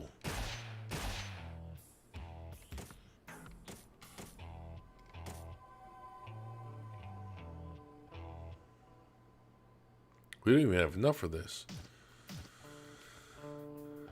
Okay.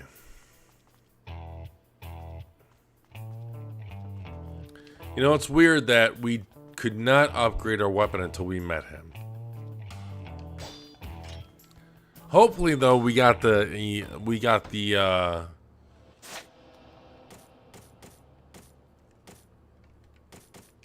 what do you call it? The flying swallow by now. Is there a way we can check that out?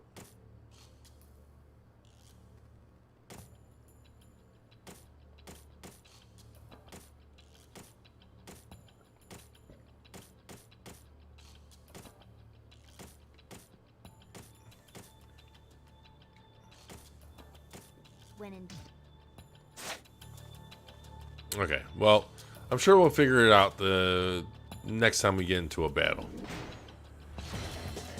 Oh, oh. Yep, we got the flying swallow. There goes the head. Look at that! Look at that! I am unstoppable now.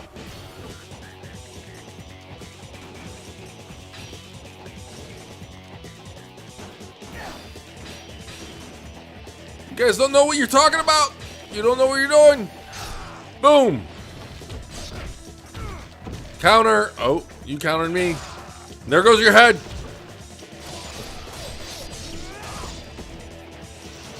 Now the next thing I need to unlock is the Uzuna drop. With permission, with permission, I'll send over something you can check out whenever you feel like it, right on the Twitter. You know what? Hell yeah, Game Filter. I don't know what Twitter you're going to send it to. For those wondering, my Twitter handle is @Mike_Skiles,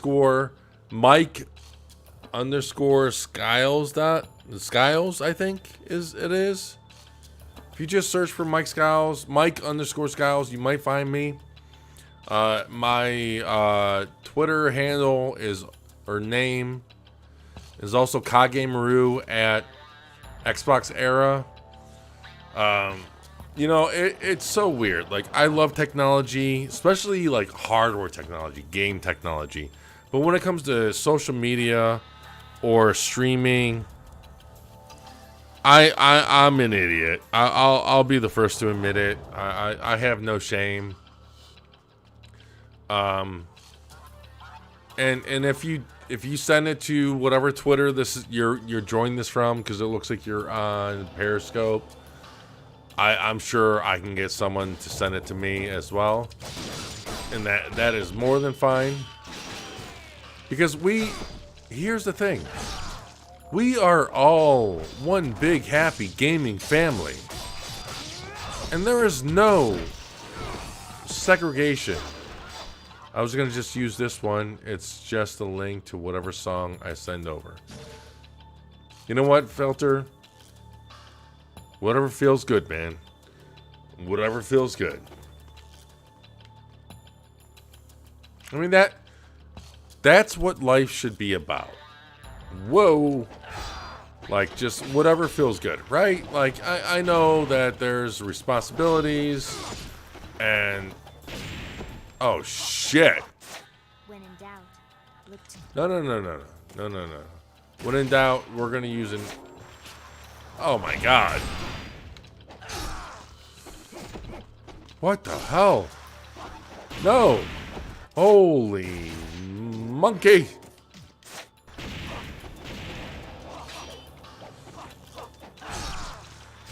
Oh my God.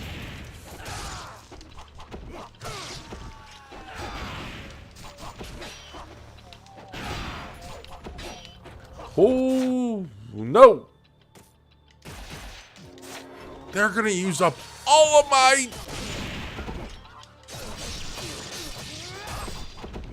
I gotta get... Why do I not have the Uzuna drop by now? Billy Davidson says, do you think Microsoft will allow you to put faster SSDs in the SSX?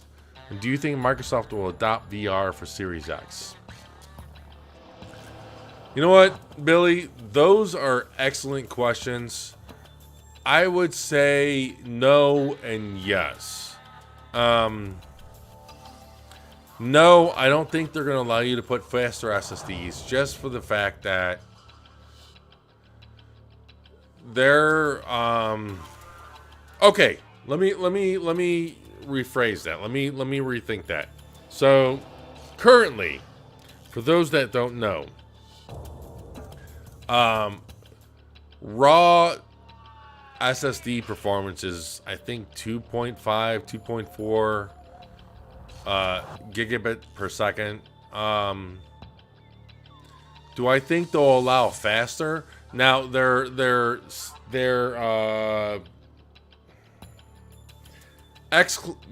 direct storage technology, their velocity architecture on the Series X does support faster than their SSD allows. So, do I think that there's a possibility that down the line they allow faster SSD cards that you can buy? Possibly, yes. And also, I do think that the specs that they've released are the sustain speed. David Torres said, great stream, got to go night. Hey, Dave Tavor, if you've been watching, man, thank you so much. Love your support, and you have yourself an absolutely awesome night as well. But do I think that the Series X is gonna... So, Microsoft's focus when it has come to performance has been sustain consistent speeds. So, their direct storage, their Xbox Velocity architecture, direct storage, yada yada, has been quoted for faster speeds than their SSDs allow. So does that mean that I think that possibly we can have spiked speeds? Maybe. We don't know enough so far. But do I think that they might allow a faster speeds down the line? Yes. That is a realistic possibility. Do I think they're going to allow you to use just whatever SSD that you want? No. Because their slot seems very deliberately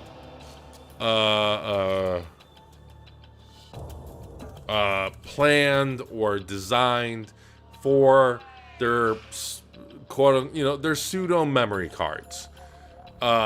It's very realistic that I think their current cards are through.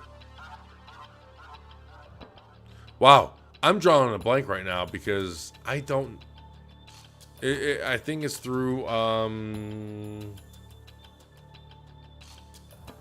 I can't even think. Whoever it's through. I'm sorry. It's late. It's 11:34 here, and I've been up since like 6 this morning.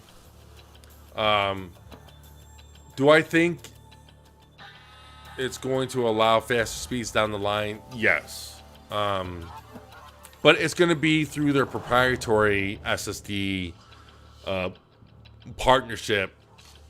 I don't foresee them allowing you to open the Xbox Series X and just installing whatever M.2 drive you want. See, the game filter. You know what? They'd have to license out to third parties. Seagate. The game filter, you know what? If you guys are in this stream, the game filter is the shit. I'm just going to say that right now. Yes, Seagate. So, the proprietary Seagate memory cards or SSD cards, I could see them spiking above the 2.5 gigahertz or gigabit per second they were quoted at. However, Microsoft is all about sustained speeds, which I respect. You want to keep things realistic.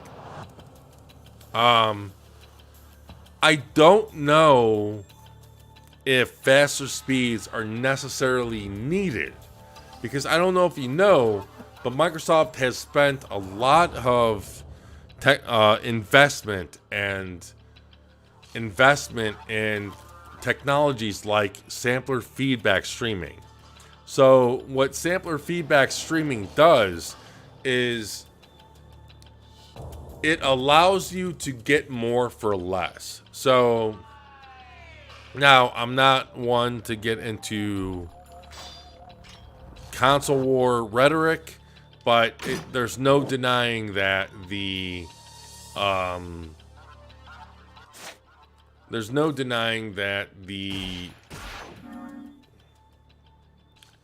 SSD technology in the PlayStation 5 is above and beyond what Microsoft invested in the Xbox Series X.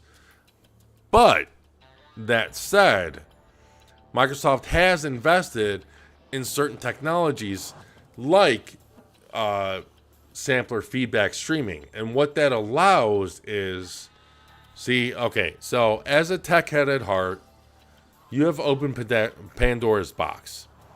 So what sampler feedback allows, and I will do my best in playing this game as I explain this. So sampler feedback, sampler feedback streaming to be specific, because both the PlayStation 4 and Xbox Series or Xbox One current generation hardware support sampler feedback. It's sampler feedback streaming that is the new technology that is in the Series X and the Series S. What sampler feedback streaming allows is, and please stop me if I get like too deep down the rabbit hole, and I will stop, but oh wow, I don't have any like Nimpo rocks.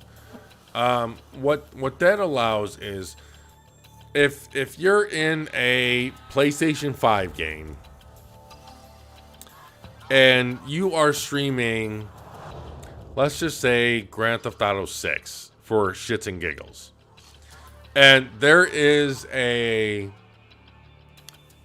NPC 3 miles down the road, and the textures for that NPC that's just walking, let's say the hooker, just for fun and giggles, that hooker 3 miles down the road. I'm all for techie talk, says the game filter. You know what? Then I am the guy for you. So what sampler feedback streaming does, let's get ready for this, ladies and gentlemen. What sampler feedback streaming does on a typical system, on the Xbox One X, on the PS4, on the PS5, okay? That hooker that's 3 miles down the road, their LOD or their texture for 3 miles down the road is minuscule, okay? So you have this minuscule texture that's 3 miles down the road, and it takes, whatever, 512 kilobytes, what have you. Like, I'm pulling this out of my ass, but the theory or the technology is based in reality. But let's say the full resolution 4K texture is, 512 megabits. So you have 64 kilobytes down the road, and then you have 512 megabits full resolution. On any other system that does not support sampler feedback streaming, you will have to load the full resolution texture, and the engine will automatically adjust the LOD for the texture that is 3 miles down the road. So even though it's displaying something that is 64 or 512 kilobytes, it still has to store in memory and stream in memory the 500 megabit texture. However, on the Xbox One X and Xbox Series X, with sampler feedback streaming, it only has to store that 500 kilobytes of texture data in memory. And then when it gets closer to the screen, it will then have to load in the texture data that's higher resolution. So the point of sampler feedback streaming is it loads in the texture data and the texture bias only based on what's needed. So that is why, oh, hold on. Oh, did Ayani? Oh, wow. So that is why Microsoft says that sampler feedback streaming is a 2 to 2.5 times texture multiplier. Because it unlike, so in the Xbox, in the PS4, PS4 Pro, Xbox One, Xbox One X, and even the PlayStation 5. And I'm not saying this as the console warrior or to prove a point. In any other traditional console, to display a lower resolution texture, because every system employs different LOD levels. When you're 3 miles away, when your character, building, car, tree, whatever it is, when it's 3 miles away, it will display on your screen a much lower resolution version.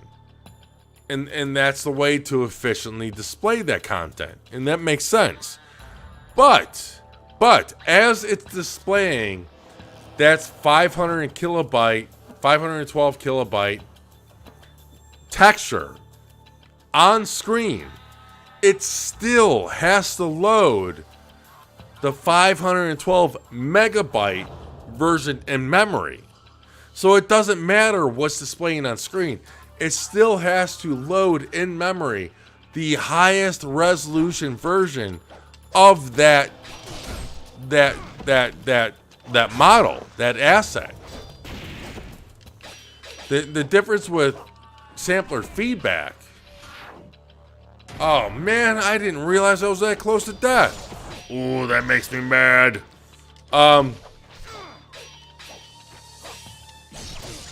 Now, the major difference with sampler feedback is it loads only what it needs to display. That is a huge memory saving feature. So like, now if I was playing, let's say Grand Theft Auto 4, which is a equally, well, not equally, but it's also a classic game. And it might be a game that I stream down the line. And honestly, that game would help me demonstrate the point that I'm making. But let's say that in extreme measures, so let's say at the edge of this screen right here, there's an enemy. That enemy is nowhere near me. There's no point in showing that enemy in the highest resolution possible. That would not be an efficient use of system resources. So, systems usually show it in lower resolution, and that is normal. That's expected. But even though processing-wise, you don't show that asset at full resolution, the full resolution of that asset still has to be stored in memory. That's no longer the case when it comes to sampler feedback. So, with that said, the corpse of a ninja killed before he was able to complete his mission. He's holding something. Suke's, wow, I just had like a voice tear there. Suke's diary.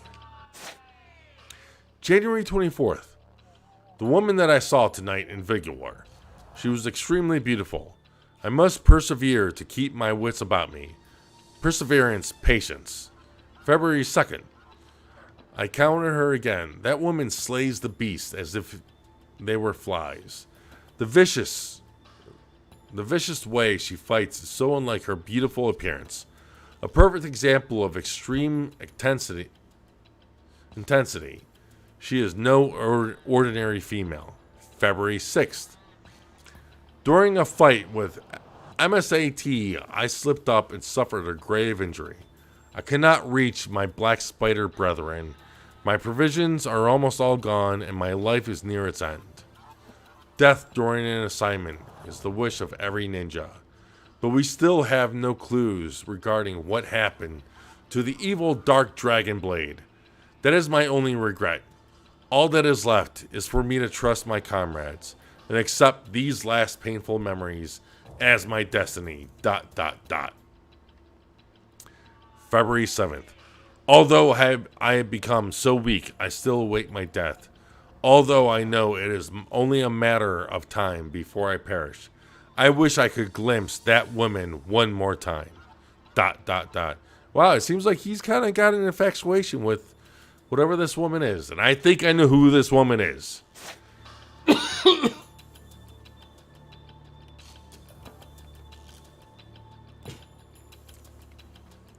I think this woman is the... Well, you know what? This woman can be one of two different people. But long technology rant short, sampler feedback helps bridge the gap between the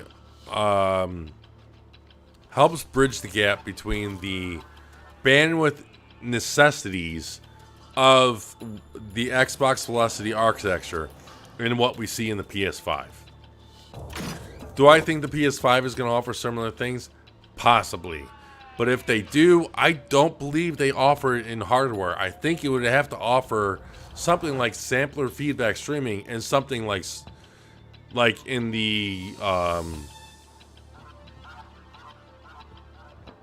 shaders. And just to be honest, I will be right back. Something came up, and I will be absolutely right back. 1 second. I am so sorry.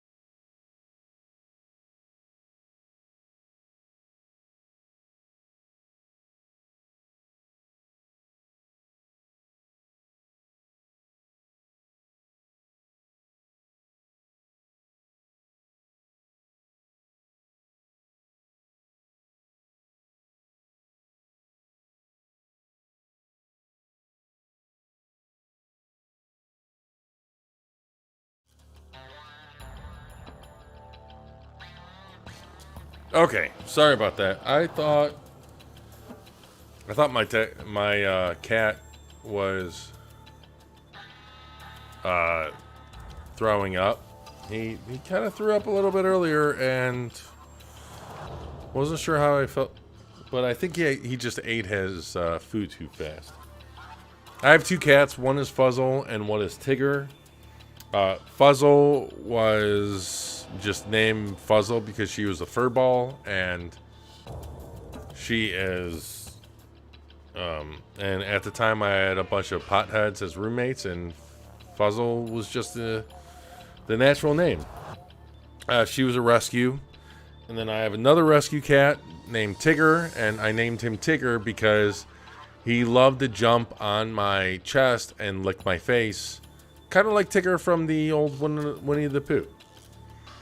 But I'm curious about the game filter says I'm curious about their plans on xCloud for Xbox for Series X/S games that will require the server blades to get upgraded to next gen as well.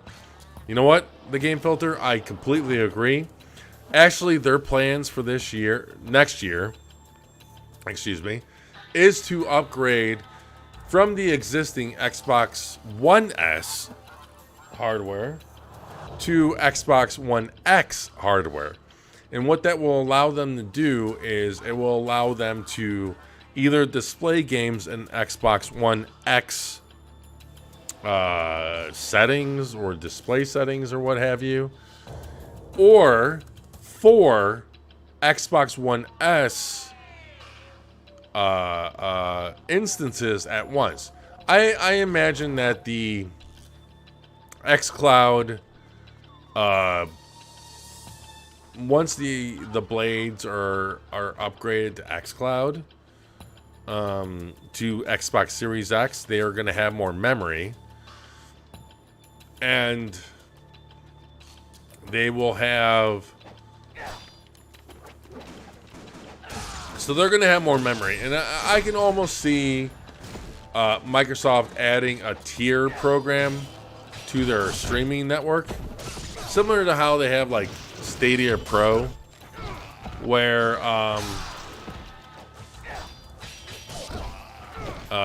it's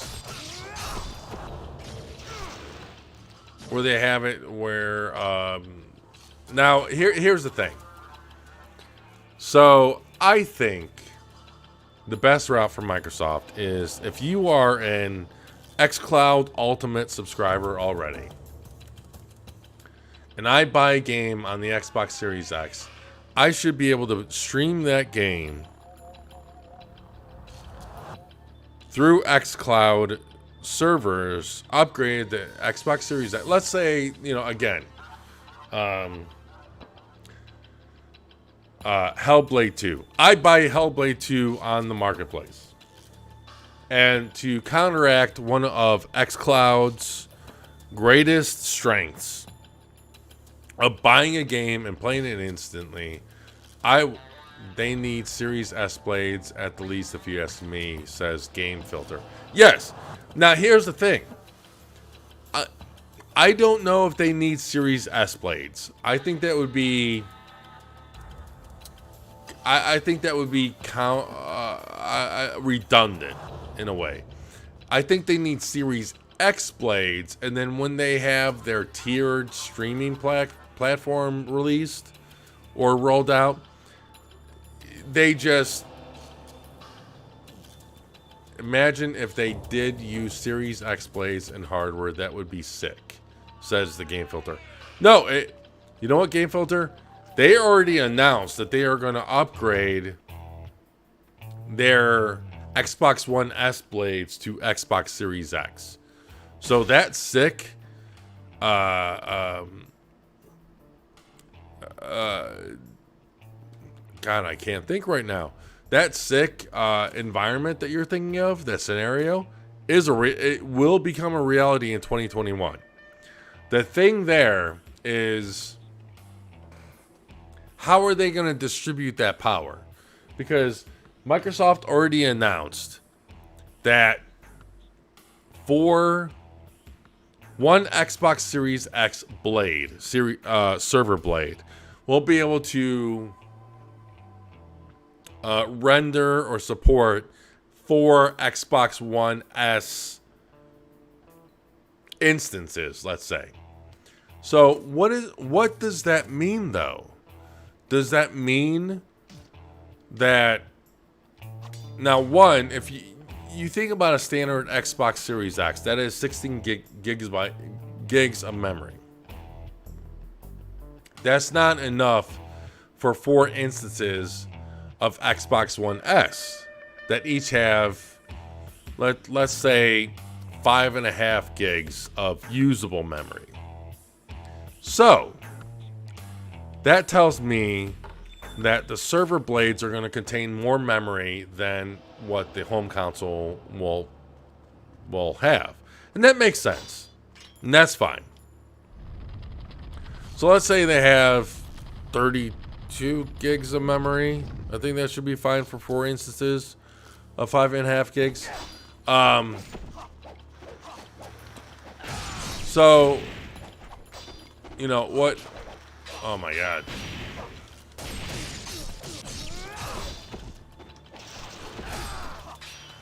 So what that means is, I think once what Microsoft's game plan is, and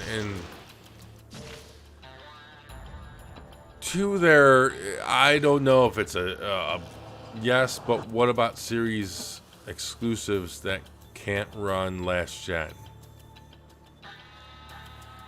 That is where their tiered streaming service comes into play. So, default, tier 1, whatever you want to call it,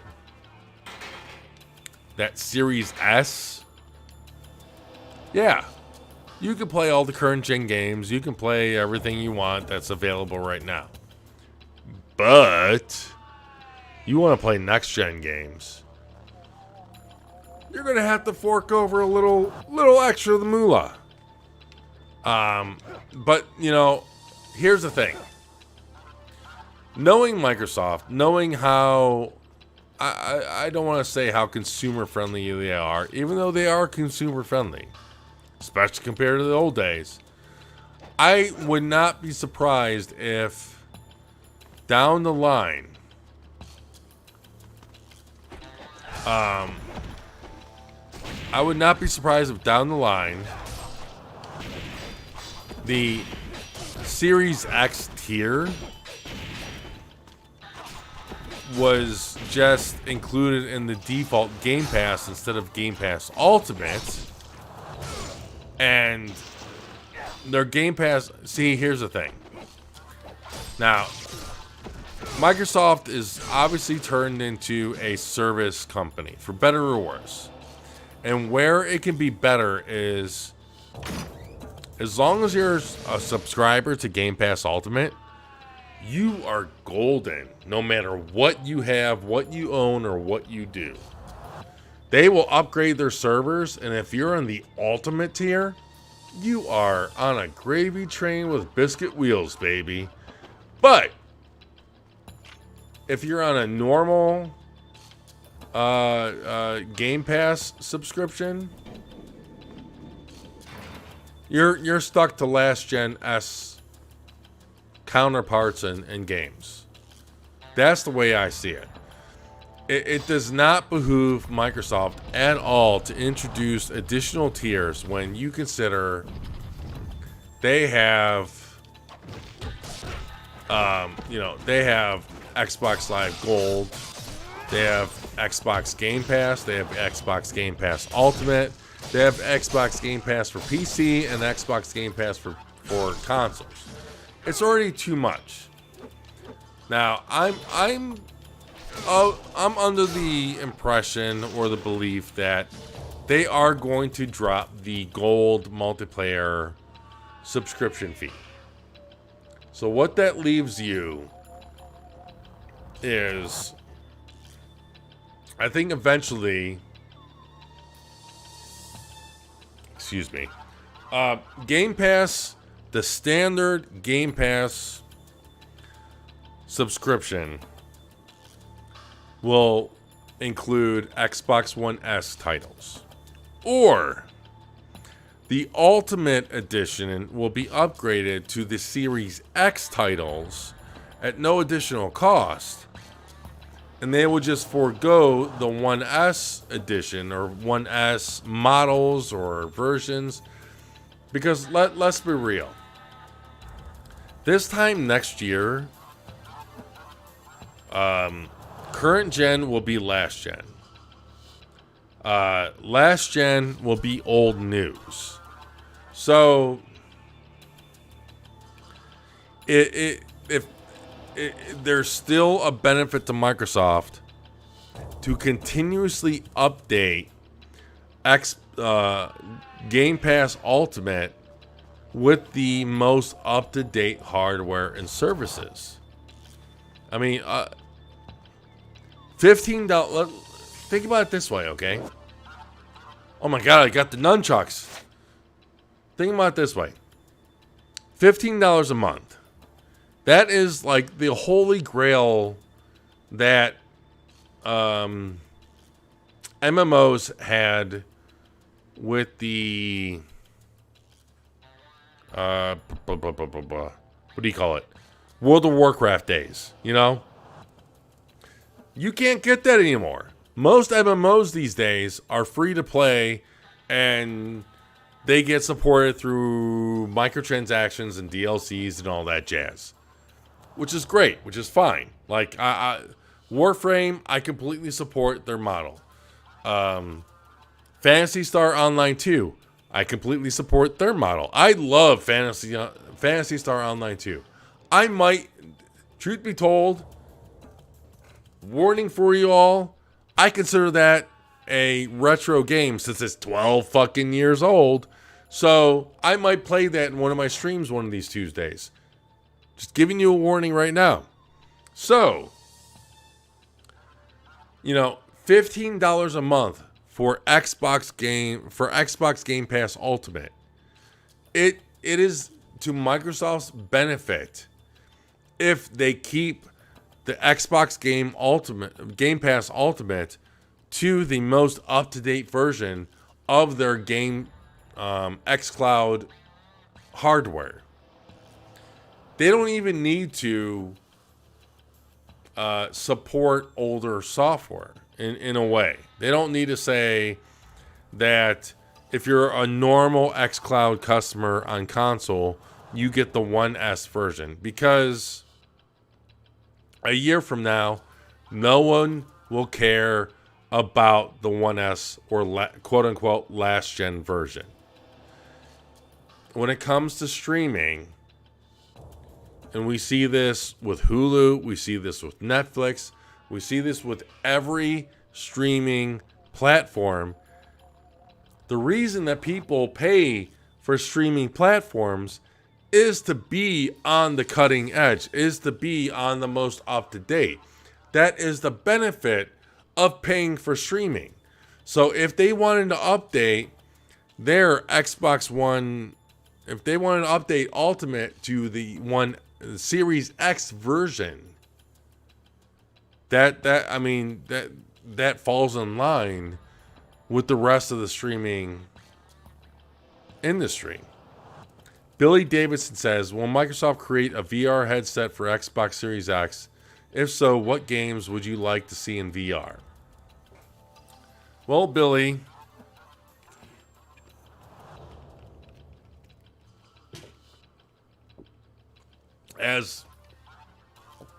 excuse me. Oh, that hit me hard. I don't know why. As usual, you have some excellent questions. I honestly don't see Microsoft investing in a VR headset. Instead, and to be perfectly honest with you, I don't take great pleasure in saying this. Instead, I see them partnering with a company like Facebook with their Oculus line to support Oculus on the Xbox Series X or Series S. It makes more sense, you know, with DirectX Ultimate, with DirectX 12 Ultimate being a front and center technology with Series X and Series S. It makes more sense with Pleasure Street. Is that what that said? That sounds like a street in like Vegas. Anyways. Oh, hold on. Cutscene. Do you have a ticket for the party? I'm sorry, sir, but you're gonna need one to get in. You know what? I could beat your ass right now, but I won't because I'm a respectable ninja. A true ninja must always pay attention to his surroundings. Carelessness is unacceptable. Thanks, Ayani. The game filter says, do I remember a Luma room? It didn't come to be, but it looked fun as... I'm assuming you're going to say fun as hell. Or fun as heck, or fun as fuck, or fun as whatever. Yes, I do remember a Luma room.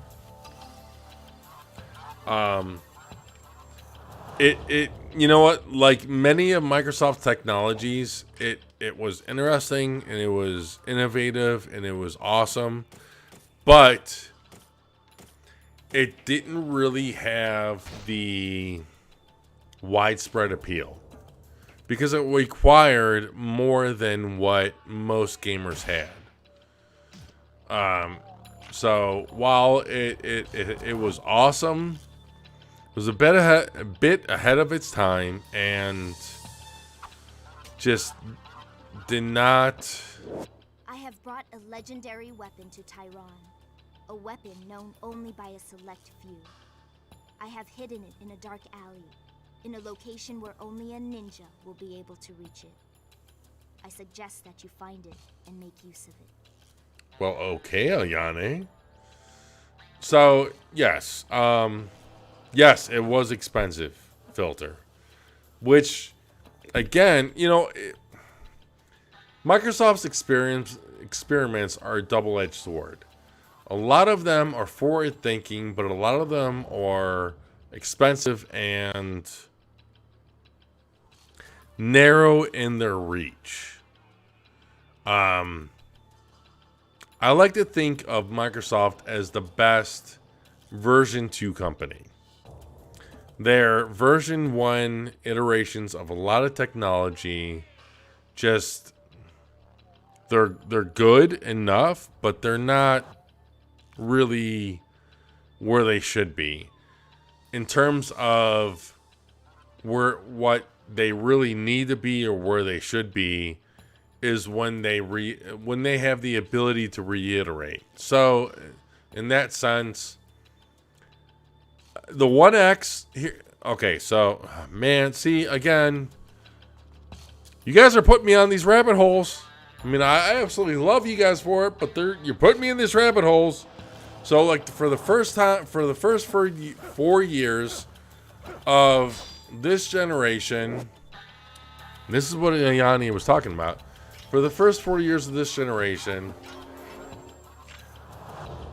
innovation in ideas. It was yes. You know what? The game filter. Microsoft, if anything, is damn innovative, for better or worse. I was not on board with anything with Microsoft for the first 4 years. I did not get an Xbox One until almost like a little over 4 years into this generation. Before that, I was primarily PS4 all the way. And then I got an Xbox One literally months, I think, before the Xbox One X launched. And then I got an Xbox One X at launch, and I haven't looked back because the way that I look at it, and this is where my objective-minded gaming mentality thrives or lands, is that I love Microsoft, Sony, and Nintendo. Oh shit, the Xbox in the game. Yeah. That right there up here. Yeah, I'm going to go there again. Come on, Ryu. Work with me here. This was an awesome ass blah blah blah blah. Easter egg? Yeah, Easter egg. Little fun fact, the original OG Xbox was in a metal Xbox that looked like this. And it really was in that hardware. It really was in that casing. But it was horribly ventilated. It just... The what we ended up getting was the OG Xbox that we got at retail, and I have to give my respect and love to people like Samus Backley that pushed for that to become a reality.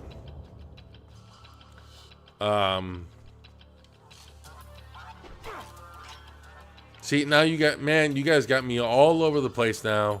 And I absolutely love it. Long story short, let's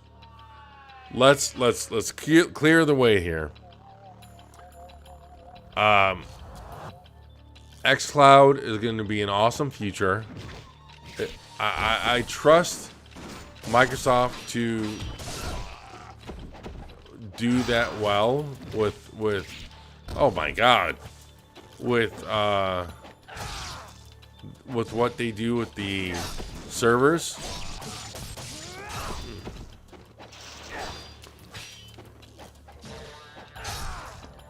But I think that most Billy Davidson says, personally, I would love to see a Hellblade game that takes advantage of VR. So I don't know if you know this, Billy Davidson, but Hellblade 1 actually has a VR mode and VR game on PC. I've never experienced myself because I don't have a PC VR headset. I have PlayStation 4. I have PlayStation 4 VR, which for a budget VR is amazing. I understand Microsoft's not inability, but hesitation to jump into the VR ecosystem.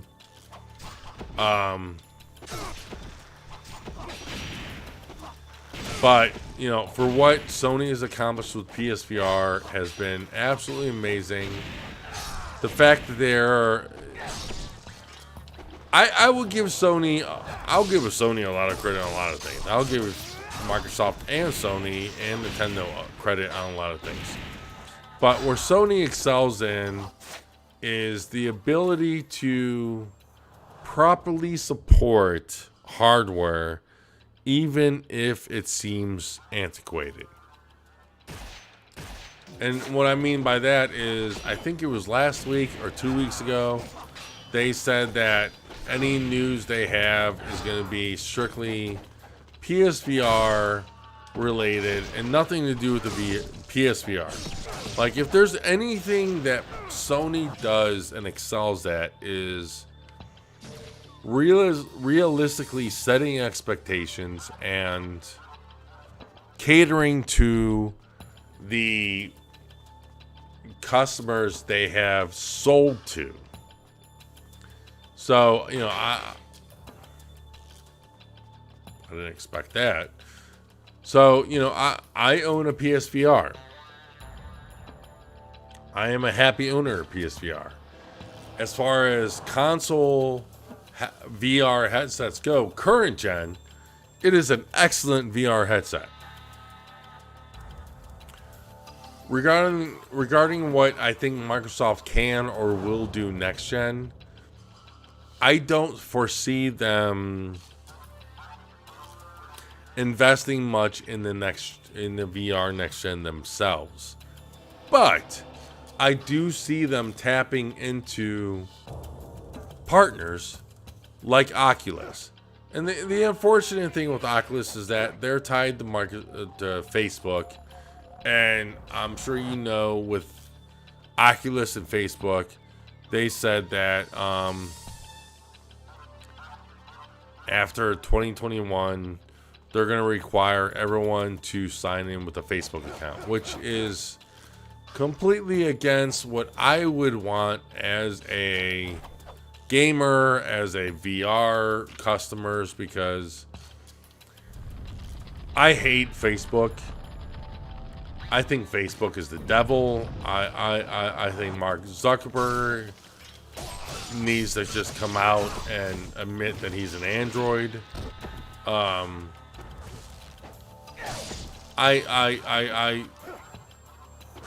saddened by what has happened with Mixer. I think Mixer was the premier streaming platform, but either through Microsoft's inability to break out to the wider market, or just, you know, I mean, human nature is human nature. I can see people being stuck with Twitcher or YouTube or what have you. You know, it's overall, it is what it is, and you have like anything and everything in this world, you have to just make the best of it and go forward with what's presented to you. So, I mean, in a perfect world, I hate to say it, but in a perfect world, I'm almost much rather Microsoft own YouTube than Google, because they would have a better chance at streaming and technology. Even though, like, I loved Mixer's streaming quality. Like, their 4K streaming was head and shoulders over anything with YouTube or Twitch.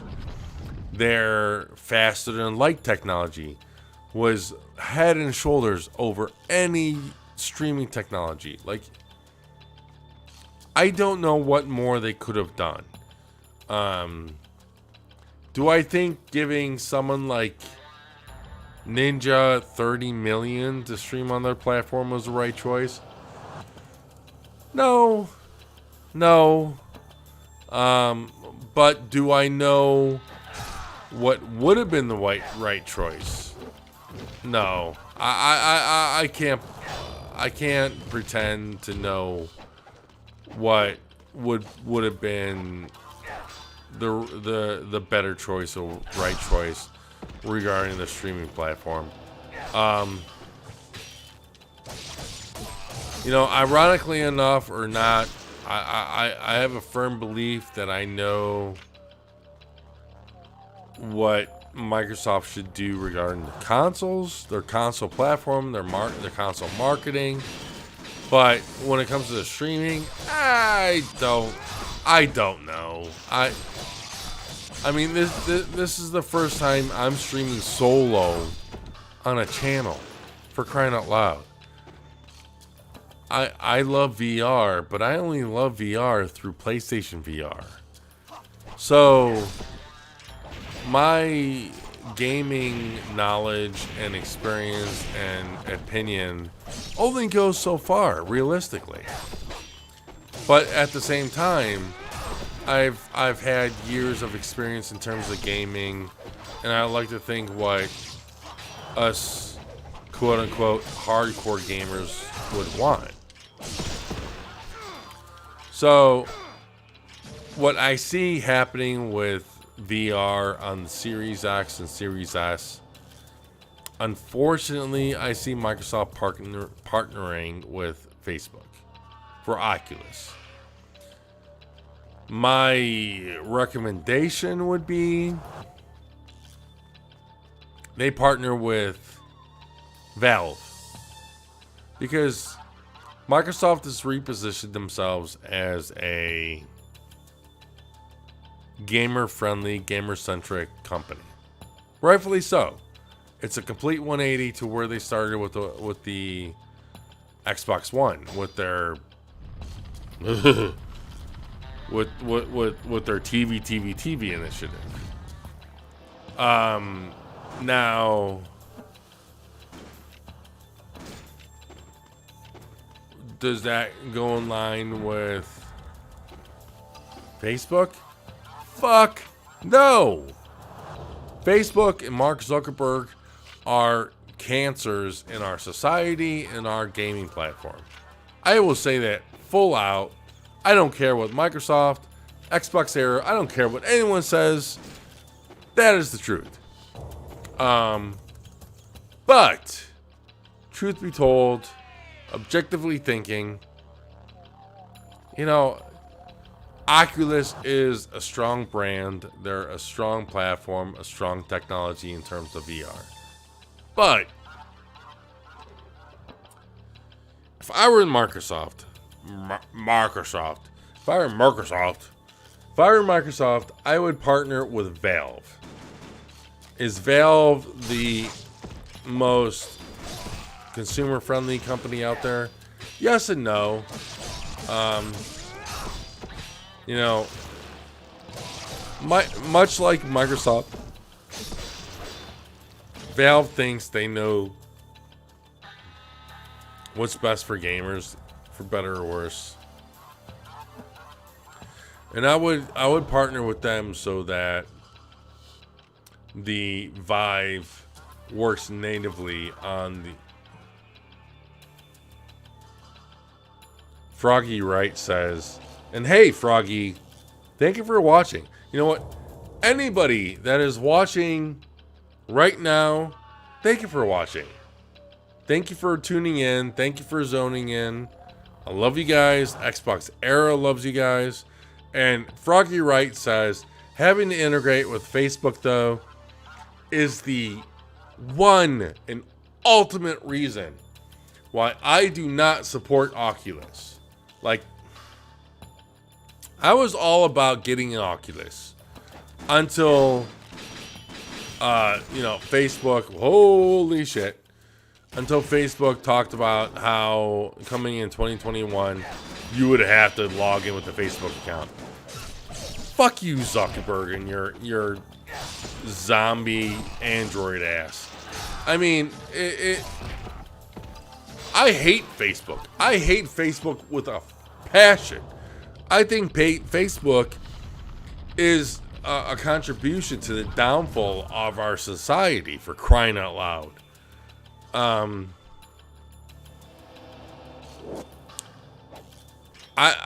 that is exactly why I think it would behoove Microsoft to partner with Valve.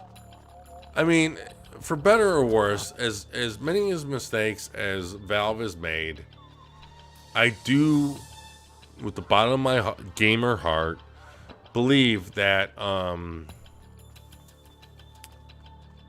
they mean the best for gamers, and that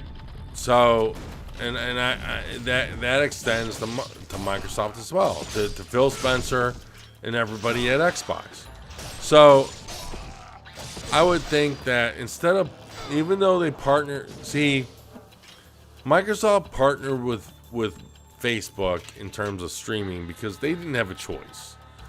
They can't partner with Twitch because that's owned by Amazon. They can't partner with Facebook or YouTube because that's owned by Google. Those are both competing companies when it comes to streaming. And I don't mean just streaming in terms of streaming gameplay, but I mean game streaming. You know, Google has already entered the streaming market. Holy crap. With Stadia.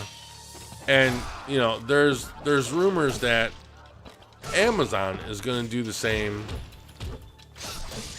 with their servers and services. I mean, when we look at the three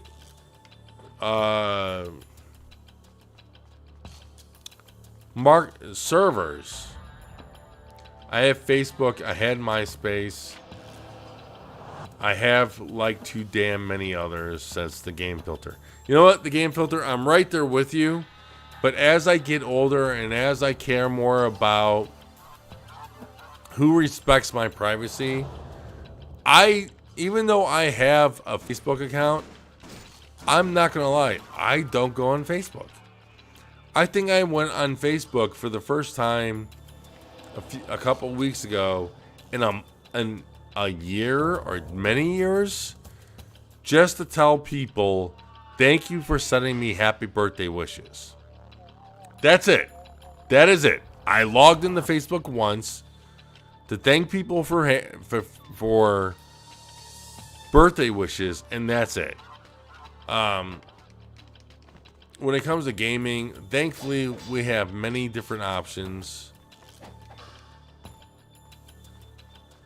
And, you know, I want to get up there. Oh, wait a second. Ooh. Let's try this out. Damn you. I mean, stop it. Damn you. Oh my God. Stop.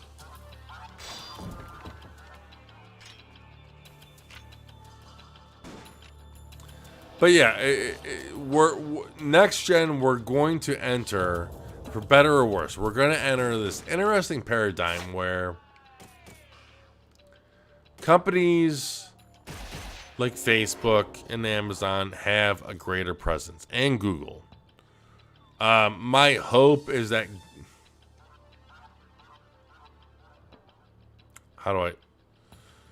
I would never wish for anybody to lose their job. I would not, like, where my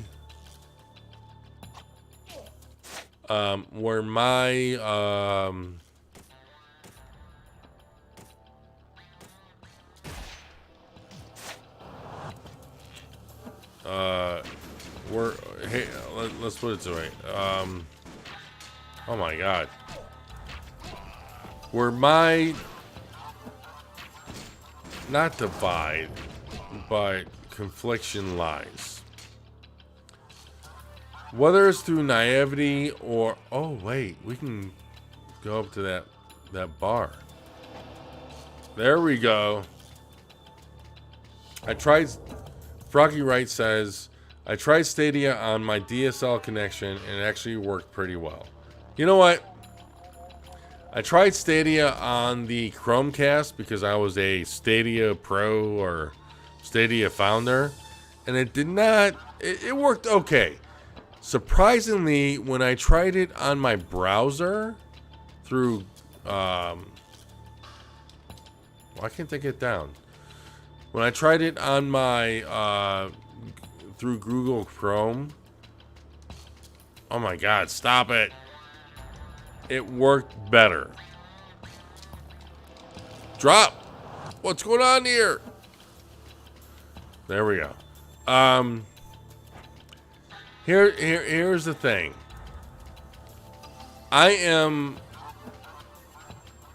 exceptionally sensitive to latency.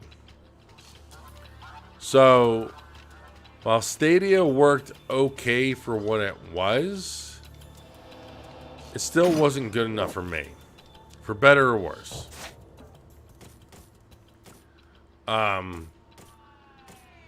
And to some extent, I would say the same about xCloud, but where I give xCloud some leeway is that xCloud is included for free with Game Pass Ultimate. If I had to pay $10 a month for xCloud, and on top of that, buy each game, I would be just as critical towards xCloud as I am towards Stadia. And Billy Davidson says, XboxEra, my only gripe with the Xbox Series X is Microsoft did not redesign their controller. I personally think Microsoft should combine both the 360 and Xbox One controller and add gyro controls and haptics. Yeah, this was more recently. And the game filter says, I have to hop out, man. It was really fun hanging out. Type over your account. I'll add you. Hell yeah, game filter. I will definitely make an effort to type over whatever you need, and you can add me however way. Every Tuesday, I will be here streaming classic or somewhat newer, older games up to your guys' request. Thank you for watching. Love you guys. And I hope I see you guys next week. Excuse me. You know, Froggy, I think Microsoft hit a good balance for next gen in terms of controller features. Whoa, whoa, whoa, what the hell is this? Because they were, in a way, already ahead of the curve with the Xbox One. You know, I think well, that didn't work out how I wanted.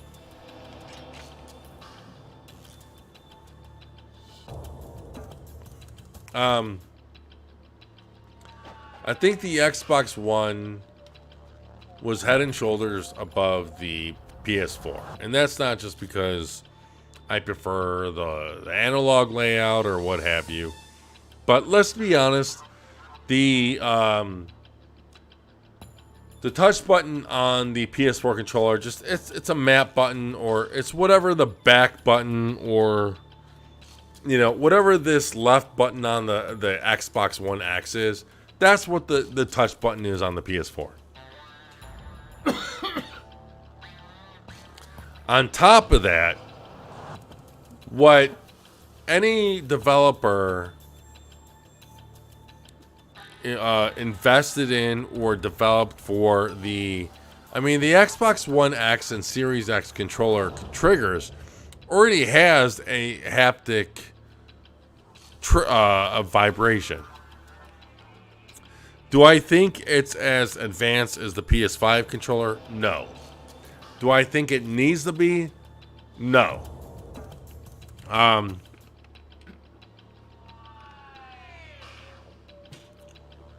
You know. Oh, excuse me. I do have some vodka in that drink, by the way. Full disclosure. Do I think that it needs to be as advanced? No, not really, because you know, I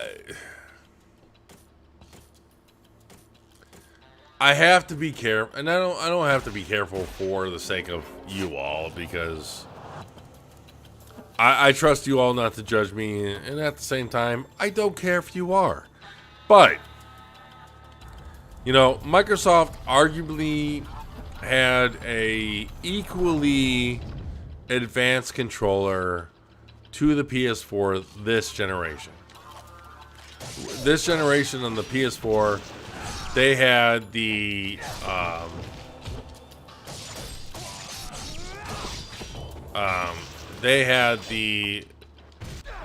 controller, the triggers. And then on the PS4 side, they had the touchpad.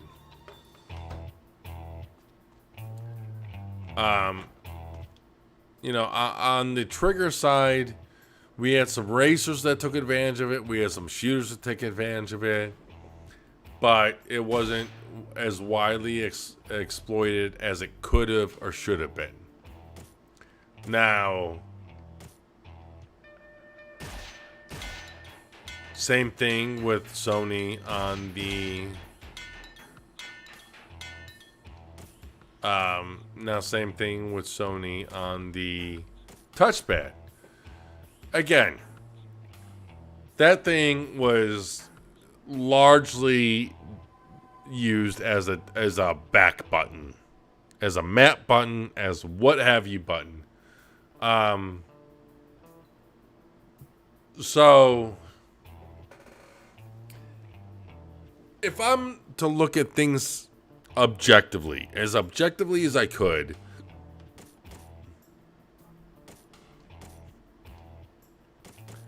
you know, it's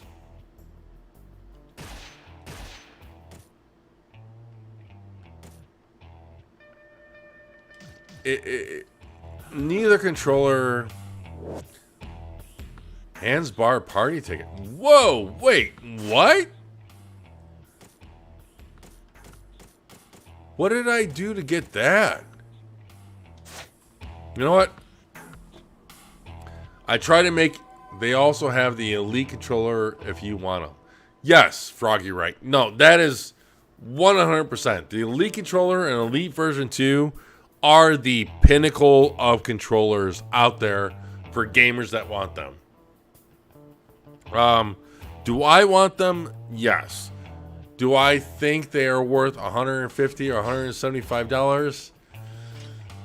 Not okay. Yes, but not really. It's a hard pill for me to swallow. I want them. I would take advantage of them. I do not begrudge them, and I believe that they are worth every penny that they are asking. But at the same time,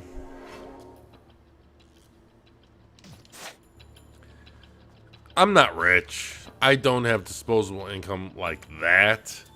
I don't begrudge anyone that does. I support anyone that does. But at the same time, like, here's I'm using like the standard Xbox One. This is my third Xbox One controller, by the way. I have the standard Xbox One controller that came with my... Oh my god, what the One X had that specific paint job, let's say. I wanted that controller to stay pristine, so I got another controller with it. Like let's put it this way. This is the third Xbox One controller I have, and I have not really used the default One X controller because I wanted it to remain in pristine condition for whatever stupid reason. I don't know. I have to find arrows.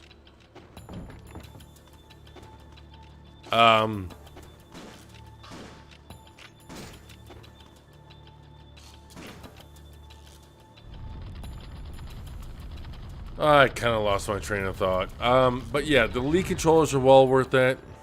I'm looking forward to trying the Series X controller where it has the pseudo D-pad. The one thing that I love about current gen, and this goes without saying regardless if it's PlayStation 4, oh my god, or Xbox One, I'm just so happy that the D-pad is better than what we had with the Xbox 360. The Xbox 360 D-pad was absolute garbage and should have been killed with fire. Whoa. I wanted to save, but I guess we're gonna go right into it. Oh, I think this is Sarah. Is that her name?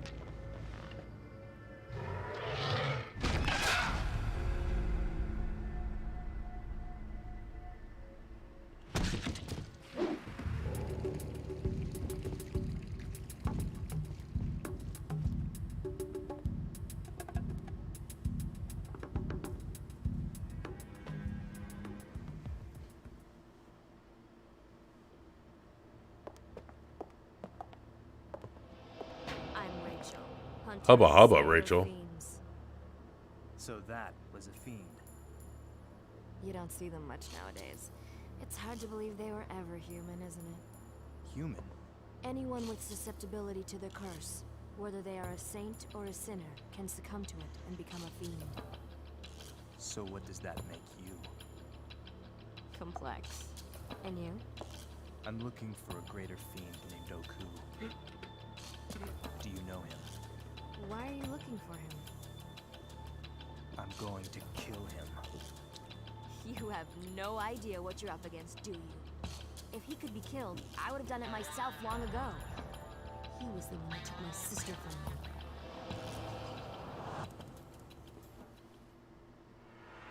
Here it comes. Now remember, people, this was late 2004. I think late. Sometimes 2004. Even though Ninja Gaiden Black. Quite a way with the ladies, my friend. Don't mind me, I'm just passing by. By the way, good luck with that Doku guy. Sounds like you're going to need it. Oh, and I know Rachel quite well. She'll be just fine. You weird bastard.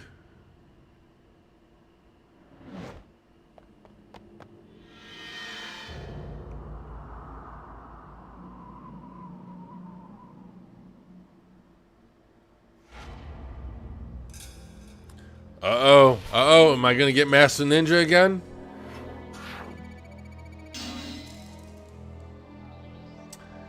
Billy Davidson says, I'm still buying the Series X, but I think if Microsoft could make a controller that is twice as better as the current controller.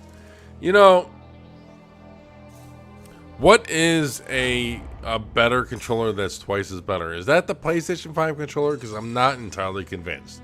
And I'm not saying that in slight of Sony or the PlayStation 5 controller. I'm interested. I thoroughly, as someone that is a huge supporter and a huge fan of the advancements shown in the Xbox One controller, in the sense of, you know, if I'm playing Forza 7, okay, and I can feel my grip going in my car and the triggers, and I can feel the rudders going when I'm going over those when I'm going off track in Forza. Like, I love advancements in controllers, but what is important is the gameplay is supported. So do I think that the PlayStation 5 is the next evolution in controllers? I don't know. Will the triggers that are adaptive slash that the triggers in the PlayStation 5 controller that are adaptive, or trying to think of the right verbiage here. You know, resistant when it comes to, like, excuse me, it seems like any example they show for the PlayStation 5 controller advantages is a bow and arrow. I would hope that the advantages to their technology extends beyond the bow and arrow. But, and I say this with a huge caveat, but if the best way you have to show off the advantage of your controller is a singular weapon in the frame of a bow and arrow, your investment probably wasn't best spent. I don't know. It'll be interesting to see how it goes. I love advancements in controllers, but how fulfilling will it be? Will the PlayStation 5 controller offer an experience that is inescapable and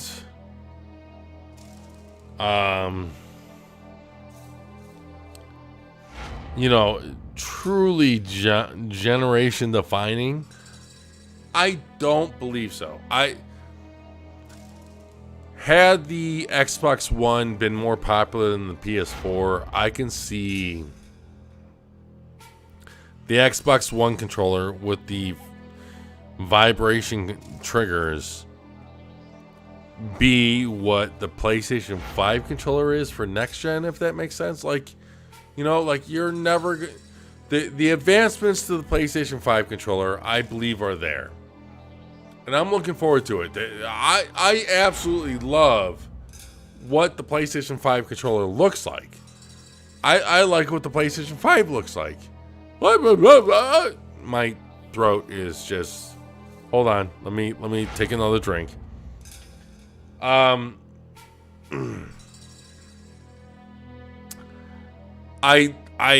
enjoy and respect advancements in controller technology, but I do not believe they are critical or pivotal towards a generation of gaming.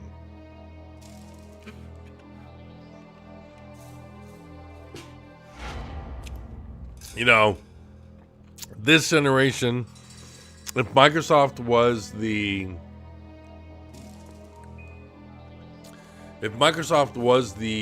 caretakers or the front runner in terms of controller technology, they, the trigger technology would have been wider supported.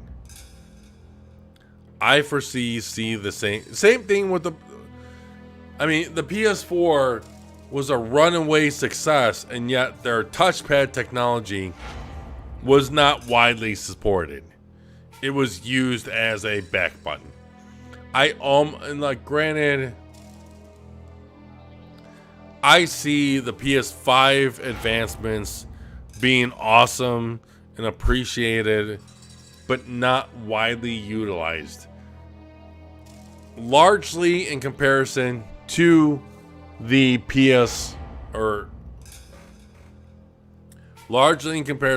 Xbox controller features.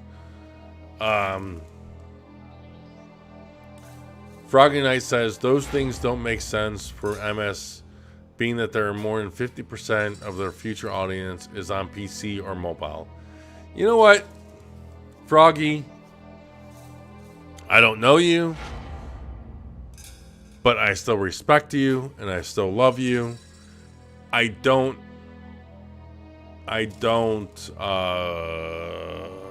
agree.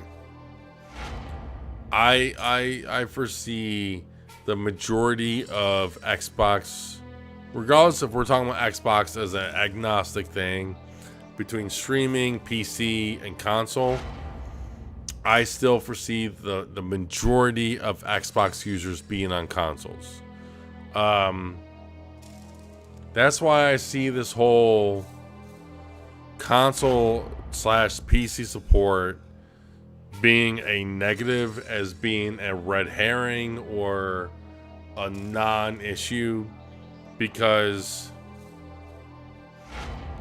you will have your PC users, you will have your console users, but when it comes to people or gamers that use your platform specific controller features, they're gonna be on PC or holy shit, I just completely destroyed myself on that. They're gonna be on console. I mean, Forza Motorsport, the console, the controller features are on console. Same thing Forza Horizon 4. Same thing with PlayStation 5. It's going to be all on console. When it comes to the majority of AAA usage, I see the PC usage being minor compared to consoles. just because I see consoles having a much more widespread appeal, regardless if we're talking about xCloud or console usage or PS5 usage. When it comes to consoles, I don't agree with console or PC support. Really,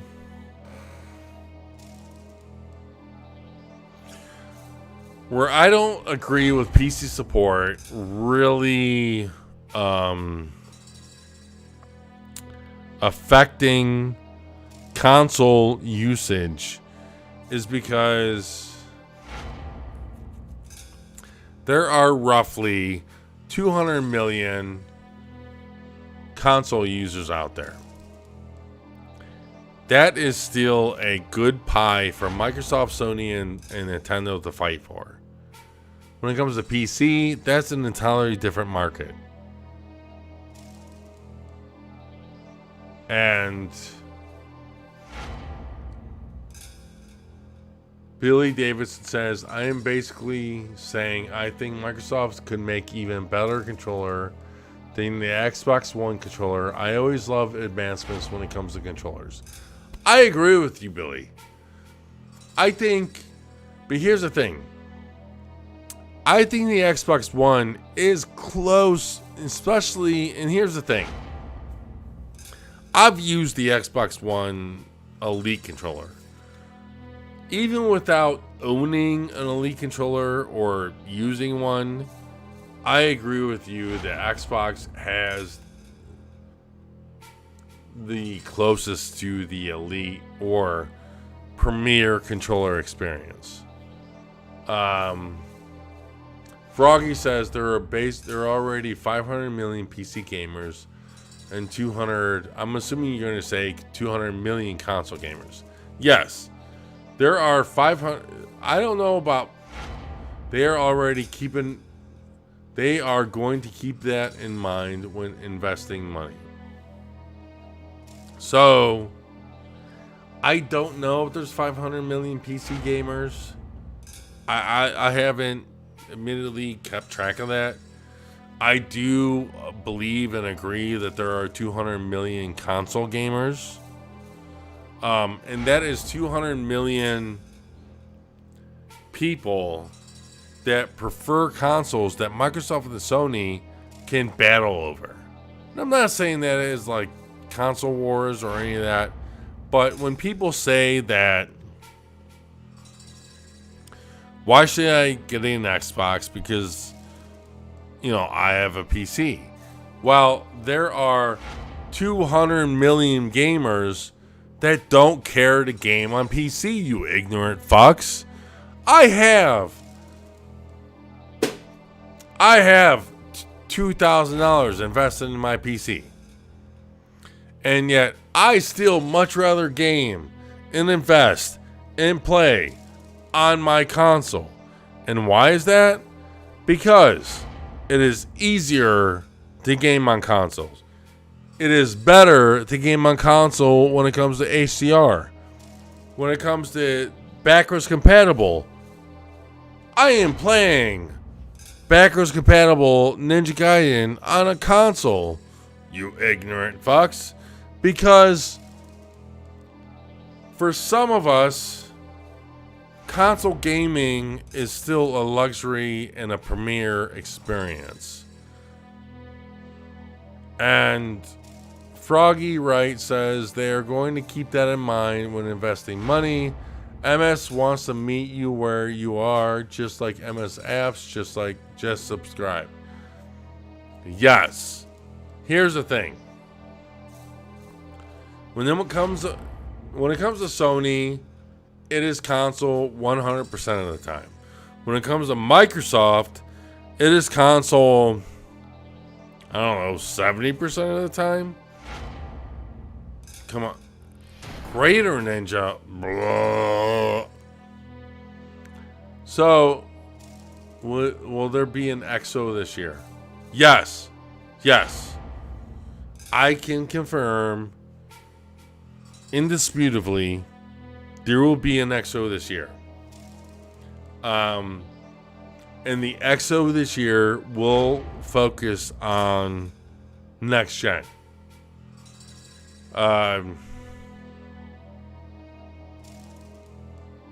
No one told me that directly, but through people I know, through people I follow, I can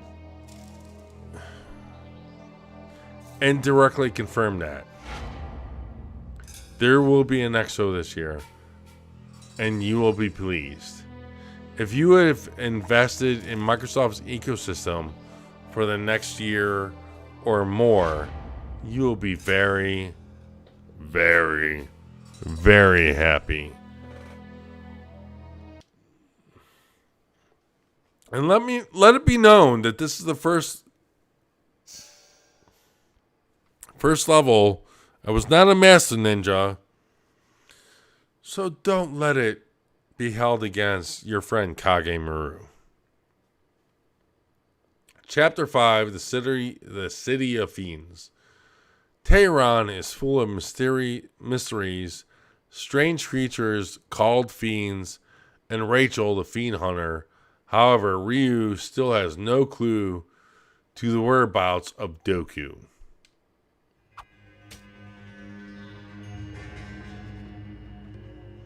You know, it's interesting how many different subjects we've all been able to cover.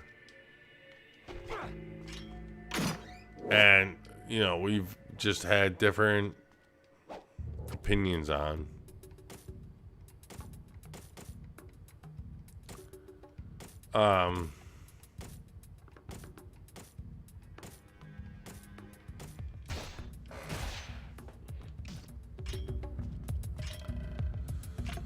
But at the same time, it's almost 1 a.m.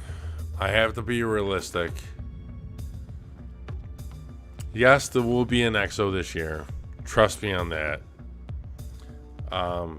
Yes, it is exciting to be an Xbox fan, subscriber, owner. And yes, there will be plenty of reasons to tune in to future episodes, to Classic Kage, or to episodes of XboxEra. I am going to cut this short because almost 3.5 hours. I don't consider myself very entertaining, but 3.5 hours of my time, holy shit. I love you all. You guys are awesome. Thank you so much for the time and energy that you've given to us. Again, there is an XboxEra podcast every Sunday. We have kind of scheduled it so that every other Sunday is a regular XboxEra podcast and a You Had Me at Hello podcast. And then Froggy Wright says, good gaming, nice chanting. Froggy, you are awesome as well. Thank you for tuning in. I love you guys. Thank you for chatting. Thank you for watching. Everyone, I cannot tell you how much I love talking about gaming. I love talking about Ninja Gaiden. I love talking about Xbox, PlayStation, Nintendo. I almost have a tear up my eye that I just have a passion and love for gaming in general. And you all feed that for all of us. So thank you. Thank you. This is going to be a great week. And I will see you all next Tuesday, where we can discuss again the excitements and the announcements of gaming to be had. I love you guys. Thank you again. Check out our podcast. Check out our forums. Check out our Patreon. But if anything, check out your health and check out your love for gaming. Love you guys. Adios.